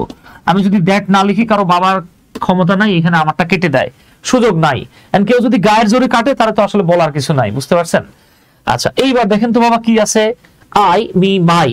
ফার্স্ট পারসনের 3 নাম্বার ফর্ম আছে। আমরা জানি ফার্স্ট পারসন সাবজেক্ট অনুযায়ী পরিবর্তন হয়। তাহলে আই, মি, মাই, আই এর 3 নাম্বার ফর্ম আছে, আপনাকে হি এর 3 নাম্বার ফর্ম নিতে হবে। তাহলে দেখেন তো বাবা, হি, দেখেন আই, মি, মাই। তাহলে মাই যেহেতু পজেসিভ ফর্ম আছে, হি এর 3 নাম্বার ফর্ম হিজ নিতে হবে। তাহলে আমরা এখানে কি করতেছি? এই যে আই, মি, মাই, এটা হয়ে গেল কি হি, হিম, হিজ। ঠিক আছে ভাই, এই যে ছিল মাই আছেই, এটা হয়ে গেল কি হিজ। আমি একটা ডিফারেন্ট কালার ব্যবহার করি, আপনার বুঝতে সুবিধা হবে। মাই আছেই, এটা হয়ে গেল হিজ আছেই,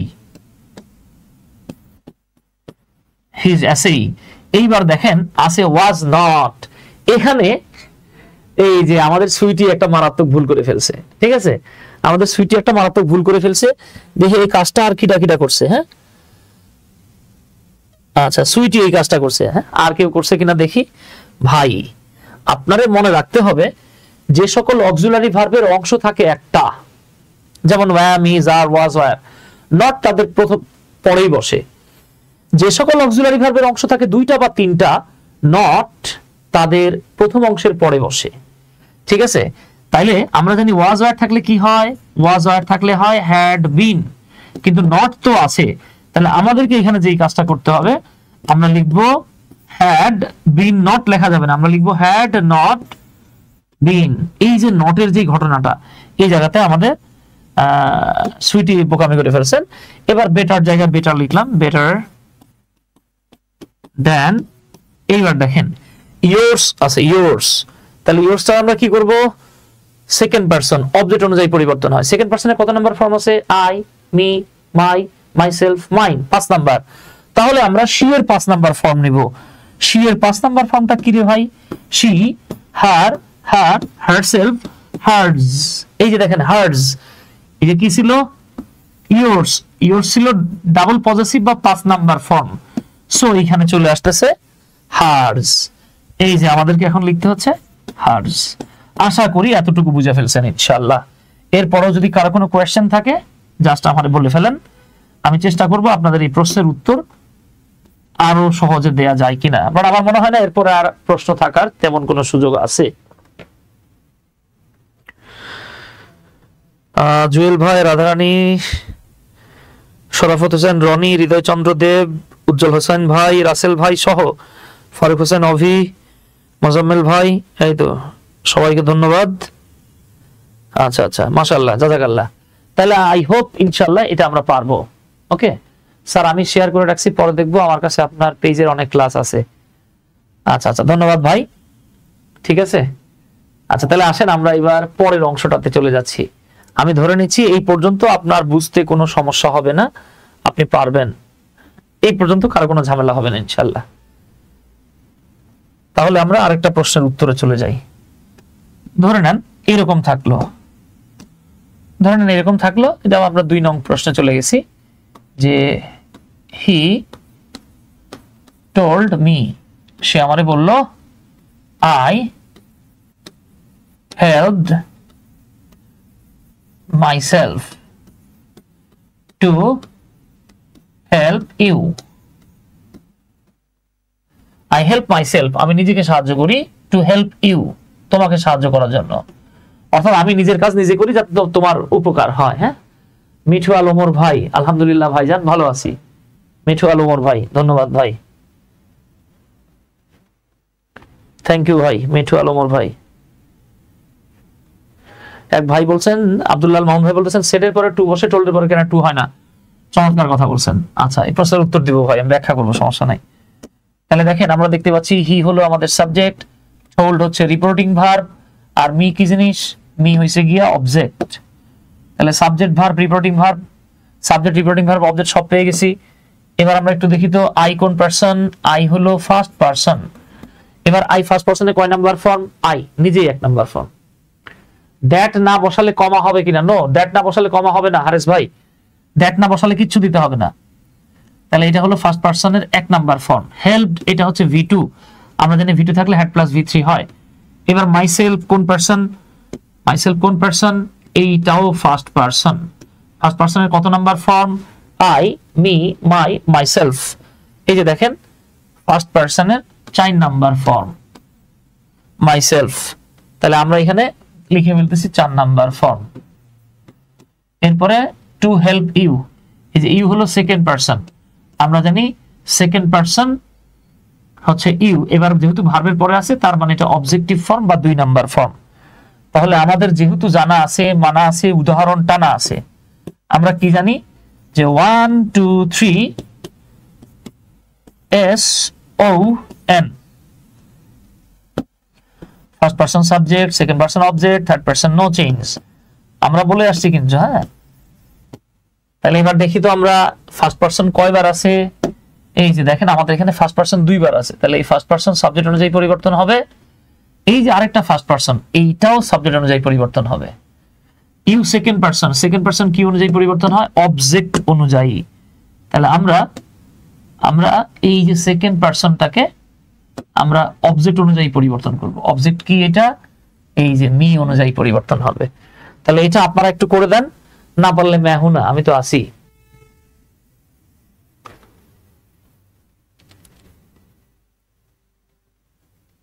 আমাদের আব্দুল হামিদ ভাই আনসার লিখছেন, ধন্যবাদ আব্দুল হামিদ ভাই। সোমা ফারজানা লিপিও লিখছেন, মশিউর রহমান রিফাত ভাইও লিখছেন। এই তো আব্দুল হামিদ ভাই প্রোনাউনের ভুল করে ফেলছেন। তাহলে আমরা এখানে বাকিটুকু যা আছে তাই লিখবো। হি টোল্ড মি, এই যে আমি লিখলাম হি টোল্ড মি। এবার আমি চাইলে এখানে একটা দ্যাট লিখতে পারি, আর যদি দ্যাট না লিখি, যে আমি এটাকে ব্র্যাকেটের ভিতরে রাখলাম, দ্যাট না লিখলে, যে দ্যাট না লিখলে কিছু থাকলো না। এবার দেখেন আই ফার্স্ট পারসন সাবজেক্ট অনুযায়ী চেঞ্জ হবে। ফার্স্ট পারসন 1 নাম্বার ফর্ম আছে, আই এর 1 নাম্বার ফর্ম মানে হি এর 1 নাম্বার ফর্ম। এই যে আমরা লিখলাম হি। আমরা জানি V2 থাকলে হেড প্লাস V3 হয়, হ্যাড হেল্পড। এবার myself, I, me, my, myself. তাহলে ফার্স্ট পারসনের 4 নাম্বার ফর্ম আছে, ফার্স্ট পারসন সাবজেক্ট অনুযায়ী পরিবর্তন হয়, হি এর 4 নাম্বার ফর্ম হবে। কি হবে বাবা? হি, হিম, হিজ, হিমসেলফ। এই যে হয়ে গেছে হিমসেলফ। এরপরে টু হেল্প, টু এর পরে ভার্বের বেস ফর্ম হয়। এবার দেখেন যেহেতু ভার্বের পরে আছে তার মানে এটা অবজেক্টিভ ফর্ম। ইউ, ইউ, তাহলে সেকেন্ড পারসন অবজেক্ট অনুযায়ী চেঞ্জ হয়। মি এর অবজেক্ট, তাহলে দেখেন আই, মি, মি নিজেই 2 নাম্বার ফর্ম, তাহলে আমরা এখানে লিখবো মি। তাহলে বিষয়টা দাঁড়াচ্ছে আমরা এখানে চেঞ্জ করছি কোন জায়গায়? ছিল আই, বানায় ফেলছি হি। ছিল মাইসেলফ, বানায় ফেলছি হিমসেলফ। ছিল ইউ, বানায় ফেলছি মি। এই যে দেখেন this is the changes we have made. হ্যাঁ, আর একটা বিষয় হচ্ছে গিয়ে এই জায়গাটায় এই that it's really up to you whether you will write it or not. এটা আপনি লিখবেন নাকি লিখবেন না, এটা সম্পূর্ণটা আপনার ব্যাপার। ঠিক আছে স্যার, সাধারণত স্পোকেন ইংলিশে দ্যাট এর ব্যবহার হয় না। না ভাই, স্পোকেন ইংলিশে দ্যাট হবে না কেন? আপনি বলতে পারেন I know that, you are innocent. আবার আপনি বলতে পারেন I know you are innocent. এখানে দ্যাট বলা না বলা, লেখা না লেখা, দ্যাট ডাজন্ট ম্যাটার। ওকে, যে কোনো একটা বলতে পারেন। আচ্ছা আচ্ছা, এই তো মাশাআল্লাহ, তাহলে পারা যাবে। ওকে, এগুলো যদি একটু প্র্যাকটিস করতে পারি আমরা, তাহলে আমাদের অন্তত আর অ্যাসার্টিভ সেন্টেন্সে প্রবলেম থাকবে না। তাহলে আমি ধরে নিচ্ছি অ্যাসার্টিভ শেষ। এই কথাটা আমি এখানে লিখে রেখেছিলাম যে দেখেন, linker said, said to told, reporting verb হচ্ছে said, said to told, necessary linker হচ্ছে ইনভার্টেড কমা উঠে গিয়ে দ্যাট বসে, না লিখলেও চলে। এই যে Ahona told Sara I am going to do my duty, এটাই যদি আমরা এখানে করি তাহলে কি হবে দেখেন, এই যে অহনা এটা হলো আমাদের সাবজেক্ট, না বলে আপনি বলতে পারেন শি। টোল্ড এই হচ্ছে আমাদের রিপোর্টিং ভার্ব, সারা এই হচ্ছে অবজেক্ট। অনেকে বলে কি, অনেকে বলে যে কারো যদি নাম থাকে তাহলে নাকি নামের আদ্যক্ষরটা ব্র্যাকেটের ভিতরে, ধরে নেন আপনি শি দিয়ে অহনাকে বোঝাচ্ছেন তাহলে নাকি ও লিখতে হয়, আর আপনি যদি হার দিয়ে ধরে নেন কথার কথা সারাকে বোঝাচ্ছেন তাহলে নাকি এস লিখতে হয়। এই কথাটা আপনারা অনেকে জেনে আসছেন, তাই না? অনেকে জেনে আসছেন যে ব্র্যাকেটে নামের আদ্যক্ষর লিখতে হয় যদি দুইজন পুরুষ বা দুইজন নারী থাকে। হ্যাঁ, কেন লিখতে হয়? আমাদের স্যারেরা আমাদেরকে শিখাইছে এটা এই জন্যই লিখতে হয় যাতে শিক্ষক বুঝতে পারে আপনি কাকে বুঝিয়েছেন। ভাই এটা একদম ফাইজলামি কথা, বুঝছেন? হ্যাঁ, আব্দুল্লাহ মাসুম যে দ্যাট ব্যবহার করলে একটু মানে কেমন যেন আর্টিফিশিয়াল মনে হয়। হ্যাঁ, তো দেখেন অনেক শিক্ষক আপনাকে বলবে যে তুমি শি দিয়ে কারে বোঝাইছো, এটা বোঝানোর জন্য তোমাকে একটা অহনা হলে ও দিতে হবে, সারা হলে এস দিতে হবে। ঠিক আছে, এই নিয়মটা আমাদের বাংলাদেশি স্যারেরাই তৈরি করছে নাকি ইন্ডিয়ানরা তৈরি করছে আল্লাহ মালুম। ঝামেলাটা হচ্ছে গিয়ে দেখেন, ওনারা মাত্র দুটো ক্যারেক্টারের মধ্যে হি সি হার কারে বোঝায় যদি ধরতে না পারে, আমি আপনাকে প্র্যাকটিক্যাল বলি, আপনি আপনার জীবনে, আমি কথা অনেকবার বলেছি লাইভ ক্লাসে, আজকেও বলছি, আপনি আপনার জীবনে কোনোদিন স্টোরি পড়তে গিয়ে যখন হি পেয়েছেন তখন কি রানা হলে ব্র্যাকেটে আর পেয়েছেন? একটা উপন্যাস পড়তে গিয়ে ধরে নেন শি বলা হয়েছে, শি বলতে কি ধরে নেন পুষ্পকে বোঝাইছে, মানে পি দিয়ে পুষ্পরে বোঝাইছে, নাকি এস দিয়ে সুমাইয়ারে বোঝাইছে, নাকি আর দিয়ে রূপারে বোঝাইছে, নাকি এইচ দিয়ে হ্যানারে বোঝাইছে? জীবনে কোনোদিন কোনো উপন্যাসে এতগুলো ক্যারেক্টার। এই যে হৃদয় হাওলাদার বলতেছেন টেস্ট পেপারে ব্র্যাকেটে এইচ দিয়েই দেওয়া, এবং আমাদের এইভাবে শিখাইছে। সমস্যা তো এইখানেই ভাই। ঠিক আছে হৃদয় হাওলাদার ভাই, দেখেন আমরা যেগুলো শিখতেছি এগুলো তো আমরা প্র্যাকটিক্যাল লাইফে ব্যবহার করব। আপনি আপনার প্র্যাকটিক্যাল লাইফে উপন্যাস পড়ছেন অনেক, জীবনে কোনোদিন কোন উপন্যাস, একটা উপন্যাসে কিন্তু 90% টিচার ঝামেলা করে বলতেছেন, ঠিক আছে ভাই, কিন্তু ওই টিচাররা আপনি যদি জিজ্ঞেস করেন, ঠিক আছে ঝামেলা করে বুঝলাম, ওই টিচাররা আপনি যদি জিজ্ঞেস করেন যে স্যার আপনি মাত্র দুইজনের মধ্যে আপনি এটা ধরতে পারছেন না বা আমারে লিখতে বলতেছেন, তো স্যার একটা উপন্যাসে ধরে নেন পুরুষ ক্যারেক্টার আছে 5টা, আপনি 1000 বছর ধরে উপন্যাসে যান, পুরুষ ক্যারেক্টার পাচ্ছেন কতগুলো, নারী ক্যারেক্টার কতগুলো? ঠিক আছে, পদ্মা নদীর মাঝিতে আপনি চলে যান। হ্যাঁ, এরকম আর কি। আপনি যখন উপন্যাসে যাবেন, আপনি the old man and the sea তে চলে যান। হ্যাঁ, আপনি উপন্যাসে যান ভাই। হ্যাঁ, তাহলে দেখেন তো এই উপন্যাসে কি ক্যারেক্টার মাত্র 2টা থাকে?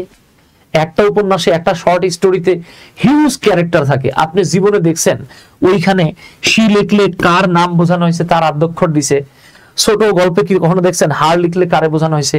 তাহলে এখন বলেন ভাই, একটা উপন্যাসে, গল্পে, কবিতায় এত ক্যারেক্টার থাকার পরেও, হ্যাঁ, যখন পড়তেছেন ওইখানে তোর দাদির কবর ডালিম গাছের তলে 30 বছর ভিজায় রেখেছে 2 নয়নের জলে, হ্যাঁ, এই এতটুকু তারে ঘরে এনেছিল সোনার মতো মুখ বা পুতুল পরের মতো মুখ, আমরা পড়ছি না?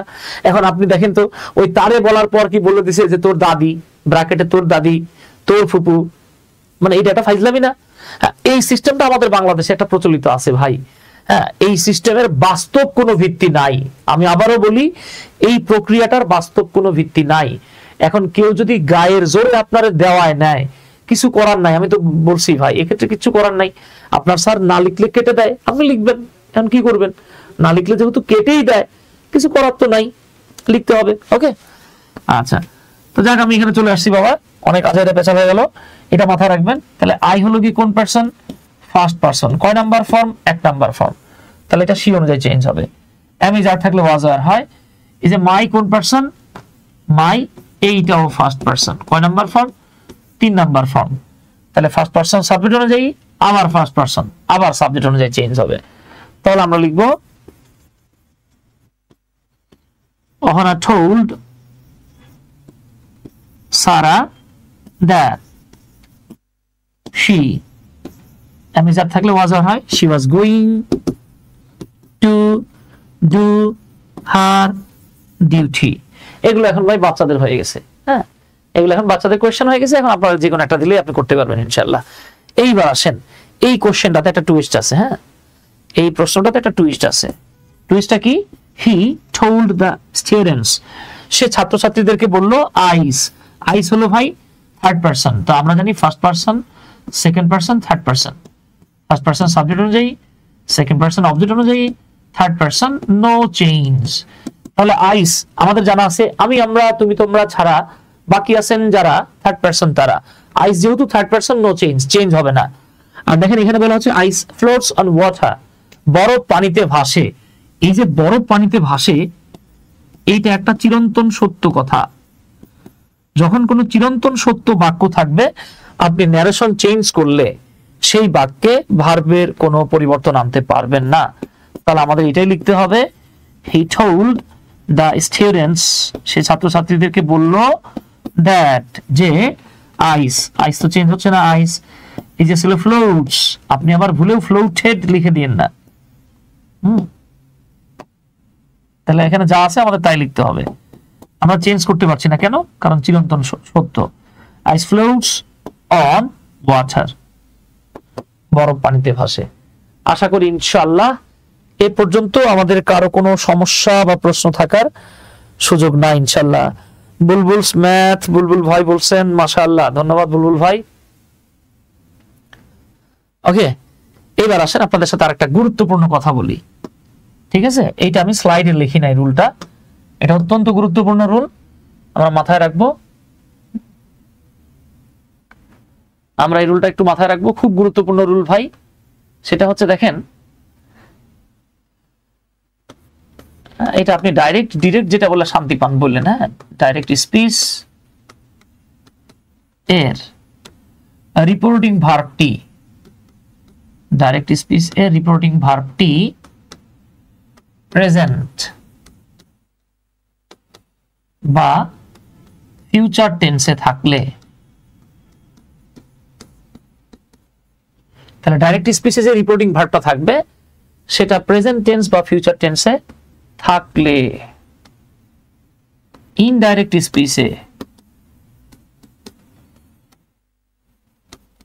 স্পিচে ভার্বের, এটা ভার্বের না বলে আমরা বলবো ফাইনাইট ভার্ব বা টেন্সের কোনো পরিবর্তন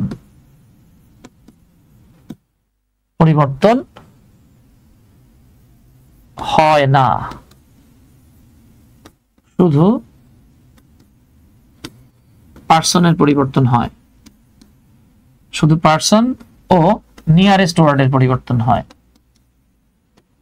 নিয়ারেস্ট ওয়ার্ডের পরিবর্তন হয়। ঠিক আছে, আসেন আমি তিনটে বাক্য লিখে দেই, লিখে আপনাদেরকে ব্যাখ্যা করি। হ্যাঁ আচ্ছা, আসেন আমি একটু তিনটা বাক্য লিখে দেই, লিখে আমরা ব্যাখ্যা করি। আমরা ভিজ দিচ্ছি, হ্যাঁ ভিজ মানে হলো উদাহরণ। ধরেন এক নাম্বার বাক্যটা থাকলে এরকম যে হি সেড, সে বলল, আই, ধরেন আই লিখে নেই, আমি লিখলাম শি ইজ, আই লিখে দেই, তাহলে এখানে দুটো টুইস্ট হবে। হ্যাঁ, I am sick, I am sick, inverted কমাগুলোকে আমি বাঁকা না করে সোজা লিখে দিছি। হ্যাঁ, দুই, ধরেন একটা বাক্য থাকলো হি সেজ আই অ্যাম সিক,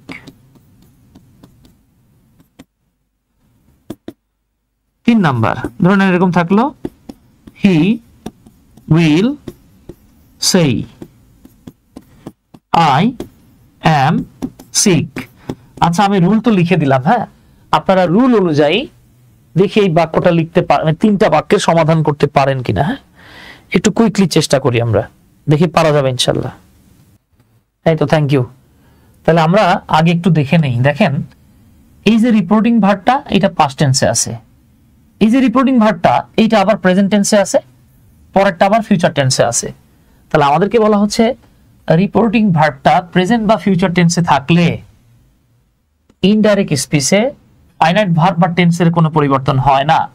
অর্থাৎ এইখানে পাস্ট টেন্স থাকায় আমরা এম এর পরিবর্তন করে ওয়াজ ওয়ার লিখতে পারবো, কিন্তু এখানে প্রেজেন্ট এবং ফিউচার থাকায় এম এর পরিবর্তন করে ওয়াজ ওয়ার লেখা যাবে না, প্রয়োজনে ইজ আর লিখতে পারবেন। তাহলে দেখেন আমরা এখানে কি লিখবো, he said that, first person subject কি ধরলো, হি ওয়াজ সিক।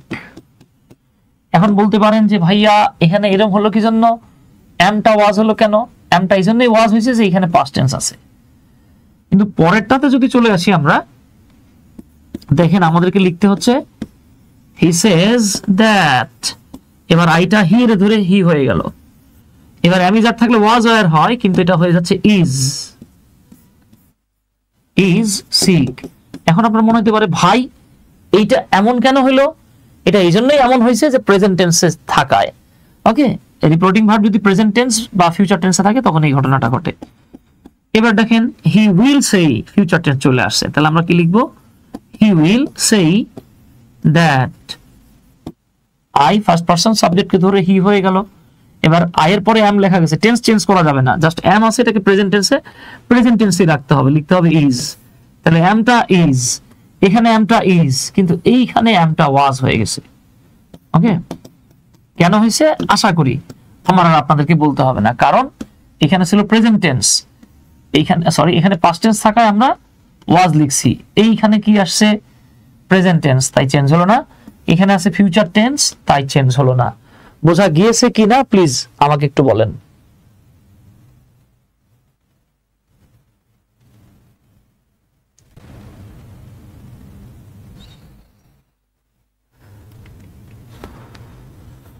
আচ্ছা আমাদের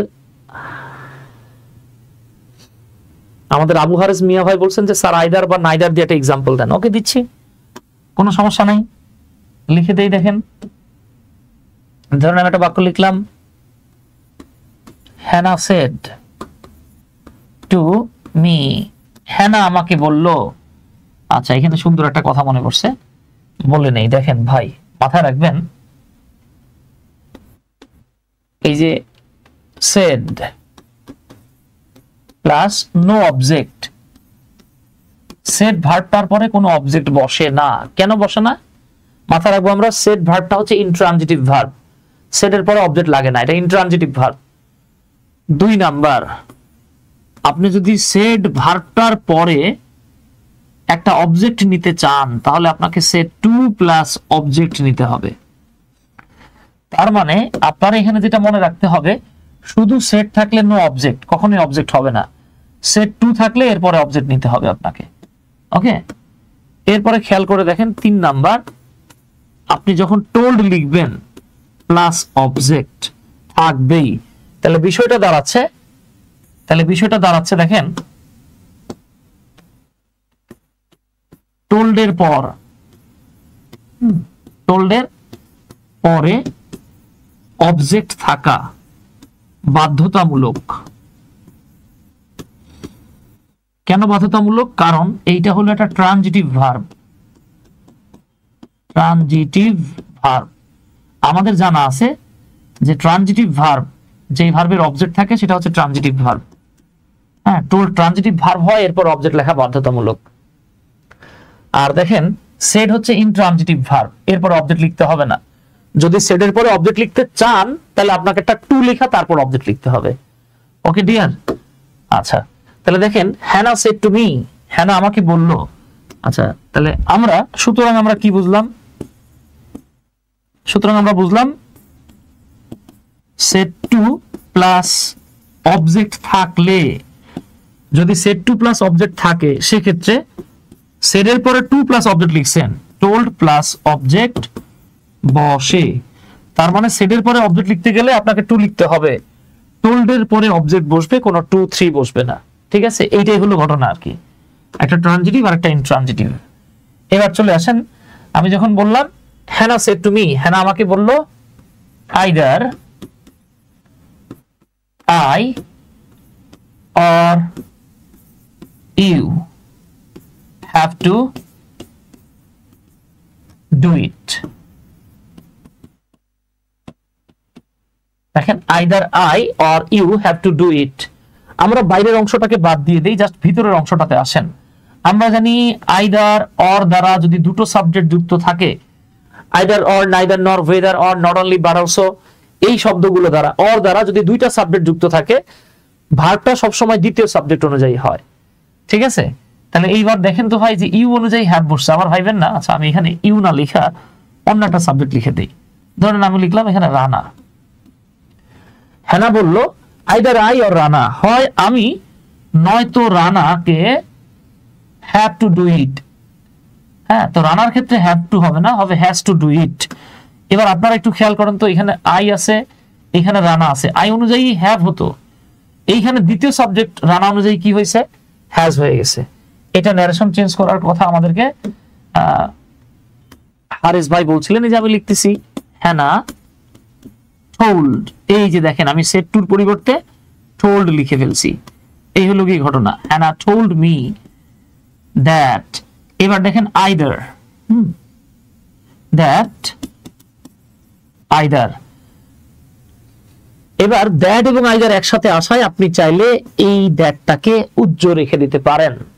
হ্যানা টোল্ড মি, সরি হ্যানা টোল্ড মি আইদার, এই যে ফার্স্ট পারসন কাকে ধরতেছে, সাবজেক্টকে ধরছে, she or Rana third person, কোনো পরিবর্তন হবে না। এবার আমরা জানি হ্যাভেস থাকলে হ্যাড হয়, হ্যাড টু ডু ইট, অনেকে বলে ইট থাকলে দ্যাট হয় না, ইট থাকলে ইটে হয়। এই হইতেছে গিয়ে ঘটনা। এতটুকু বুঝতে পেরেছেন কিনা জাস্ট একটু বলে ফেলেন প্লিজ। তো আমি যতটুকু বললাম এতটুকু আপনারা বুঝতে পেরেছেন কিনা, এর মধ্যে কারো কোনো কোয়েশ্চেন আছে কিনা প্লিজ বলে ফেলেন। ঠিক আছে ডিয়ার? আচ্ছা, এই তো মাশাআল্লাহ পারবেন। তাহলে আমরা এই যে আমি এখানে লিখে দেই মোর এক্সাম্পল, মোর এক্সাম্পলস। তাহলে এটা ছিল আমাদের 1 নাম্বার। ধরেন আমি 2 নম্বরে আরেকটা উদাহরণ দেই আপনাদেরকে, 2 নম্বরে আপনাদেরকে আমি আরেকটা উদাহরণ দেই। যদি এরকম থাকে, ধরেন এরকম থাকলো, my mother tells, my mother will tell, sorry, my mother will say to you, আমার মা তোমাকে বলবে, you should guide my son, আমরা অনেকে এটাকে সন উচ্চারণ করি, উচ্চারণ হচ্ছে সান, নট সন। হ্যাঁ, এইবার আসেন, আমাদের প্রথম কাজ হচ্ছে খুঁজে বের করা সাবজেক্ট, এই যে মাই মাদার। আচ্ছা মাই মাদার কি বেড়া মানুষ না বেডি মানুষ? ওই যে বাবা আমি বলেছিলাম যে নাউন পেলেই সেটাকে প্রোনাউনে কনভার্ট করব। মাই মাদার মানে একজন মহিলা মানুষ, তাই আমি লিখলাম শি। এইবার দেখেন তো মনি, উইল সেই, এটা কি ভার্ব। এইবার আসেন, এখানে ঘটনা ঘটে গেছে, কিন্তু আমরা বলছিলাম যদি ভার্বটা ফিউচার টেন্সে থাকে, যদি ভার্বটা ফিউচার টেন্সে থাকে, এই যে দেখেন ভার্বটা কিন্তু এইবার ফিউচার টেন্সে চলে আসছে। ওকে, এইবার ইউ, এইটা হইলো আমাদের অবজেক্ট। এবার আমরা আসি একটু এইখানে দেখি, ইউ কোন পারসন, সেকেন্ড পারসন। কয় নাম্বার ফর্ম? ভার্বের আগে থাকলে 1 নাম্বার ফর্ম বা subjective form. Second person object অনুযায়ী চেঞ্জ হয়। ইউ এর লগে ইউ কোনো পরিবর্তন হবে না। আমাদের জানা আছে শুড থাকলে, আমাদের জানা আছে শুড থাকলে শুড হ্যাভ প্লাস V3 হয়। এইবার আসেন মাই সান, তাহলে মাই হলো গিয়ে কোন পারসন? First person. গুণেন তো কয় নাম্বার ফর্ম হয়? I, me, my, 3 number form.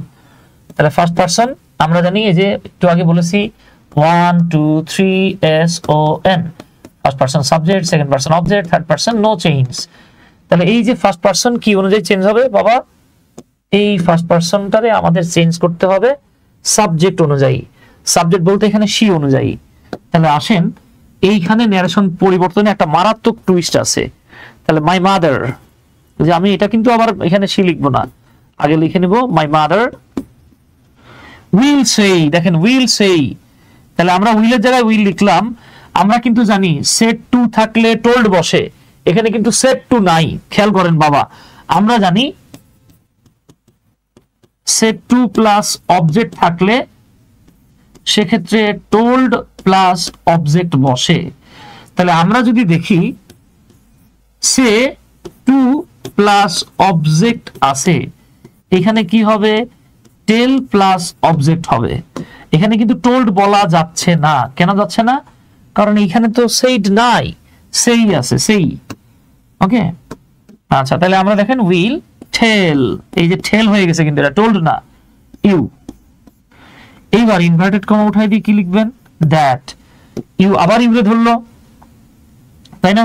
Second person object অনুযায়ী পরিবর্তন হবে ইউ। এবার শুড থাকলে should have plus V3, should লিখলাম, হ্যাভ লিখলাম, গাইড, তাহলে এটা হবে গাইডেড। মাই সান, এই যে দেখেন তো my, I me my 3 number form, তাহলে এবার সি অনুযায়ী হবে সি, হার, হার। মাই সান হয়ে গেল হার সান। বাংলাটা খেয়াল করেন, আমার মা তোমাকে বলবে যে তোমার আমার ছেলেকে গাইড করা উচিত, এটা হয়ে গেল আমার মা তোমাকে বলবে যে তোমার তার সন্তানকে বা তার বাচ্চাকে বা তার ছেলেকে গাইড করা উচিত। ওকে ডিয়ার, সো আশা করি ইনশাল্লাহ এতটুকু বোঝার জন্য আপনাকে আর রকেট সাইন্স জানা লাগবে না। এর মধ্যে যদি আপনাদের কারো কোনো কোয়েশ্চেন থাকে বলে ফেলতে পারেন আমাকে। হ্যাঁ, এতটুকুর মধ্যে আপনাদের যদি কারো কোনো প্রশ্ন থাকে আমাকে বলতে পারেন প্লিজ। কারো কোনো প্রশ্ন আছে কিনা, যদি কোনো প্রশ্ন থাকে বলতে পারেন। আর যদি কোনো প্রশ্ন না থাকে, আমি আজকে আর নতুন কোনো রুল দিতে চাইতেছি না আপনাদেরকে। হ্যাঁ, তখন আবার মাথা ভারী ভারী লাগবে। তাহলে আমরা প্রথমে এই সেন্টেন্স ন্যারেশন গুলো করছি। সেন্টেন্স ন্যারেশন শেষ করে আমরা ধাপে ধাপে সামনে গিয়ে আরো কিছু বেটার রুল শিখবো, কিভাবে একটা ন্যারেশন কয়েকটা ওয়েতে করা যায় সেটাও আমরা শিখবো। ওকে, ঠিক আছে ডিয়ার। সো আশা করি ইনশাল্লাহ এতটুকু আমাদের বোঝা হয়ে গেছে। এই পর্যন্ত আর কারো কোনো সমস্যা নাই। ওকে, আচ্ছা, আব্দুল্লাহ মামুন ভাই বলছেন, মাসুম ভাই বলছেন ফিউচার টেন্সে তো টেন্সের পরিবর্তন হয় না, শুড হ্যাভ প্লাস V3 কেন? ও মাই গড, আচ্ছা আচ্ছা, সরি সরি সরি সরি, ঠিক আছে ঠিক আছে, থ্যাংক ইউ থ্যাংক ইউ। আমি এটা বোকামি করে ফেলছি বাবা। হ্যাঁ, আমি ভুলে গেছিলাম। আচ্ছা, দেখছেন আমি এই যে বোকার মতো কাজ করে ফেলছি। থ্যাংক ইউ মাসুম ভাই আমাকে মনে করিয়ে দেওয়ার জন্য। ঠিক আছে, এই মাসুম ভাইকে ধন্যবাদ। দেখছেন মাসুম ভাই খেয়াল করছে, আপনারা করেন নাই। তাহলে এই যে দেখেন শুড গাইড ছিল, আমরা এটাকে শুড গাইডই লিখবো, শুড হ্যাভ গাইডেড লেখা যাচ্ছে না। কেন লেখা যাচ্ছে না? কারণ এই যে দেখেন ফিউচার টেন্স চলে আসছে। থ্যাংক ইউ ভাই। হ্যাঁ, আমি একটু অন্যমনস্ক হয়ে দেখছেন আমি কাজ করে ফেলছি। তাহলে টিচার মানুষ এই কাজ করছি, আপনি একটু অন্যমনস্ক হলে আপনার এরকম ভুল হতে পারে। ধন্যবাদ আব্দুল্লাহ মাসুম ভাইকে। ওকে, আচ্ছা আচ্ছা, তো জাযাকাল্লাহ বাবা। আজকে আমাদের আলোচনাটা এতটুকুই থাকলো ইনশাল্লাহ। আপনাদের প্রতি একটা ছোট্ট রিকোয়েস্ট থাকবে, যদি আপনাদের কোনো ভাই বোন থাকেন যারা আমাদের ফ্রি হ্যান্ড রাইটিং, হ্যাঁ ফ্রি হ্যান্ড রাইটিং কোর্সটাতে, চাইলে আমাদের 7-8 থেকে যে কোনো স্টুডেন্ট আমাদের এই কোর্সটাতে যুক্ত হতে পারে ভাই। ইনশাল্লাহ লাইফ চেঞ্জিং একটা কোর্স হবে। আমরা 23শে ফেব্রুয়ারি থেকে আমাদের এই কোর্সের ক্লাসটা শুরু করছি। হ্যাঁ, রমজান মাসে নামাজের জন্য আমরা ওইভাবে টাইম স্লট ঠিক করব।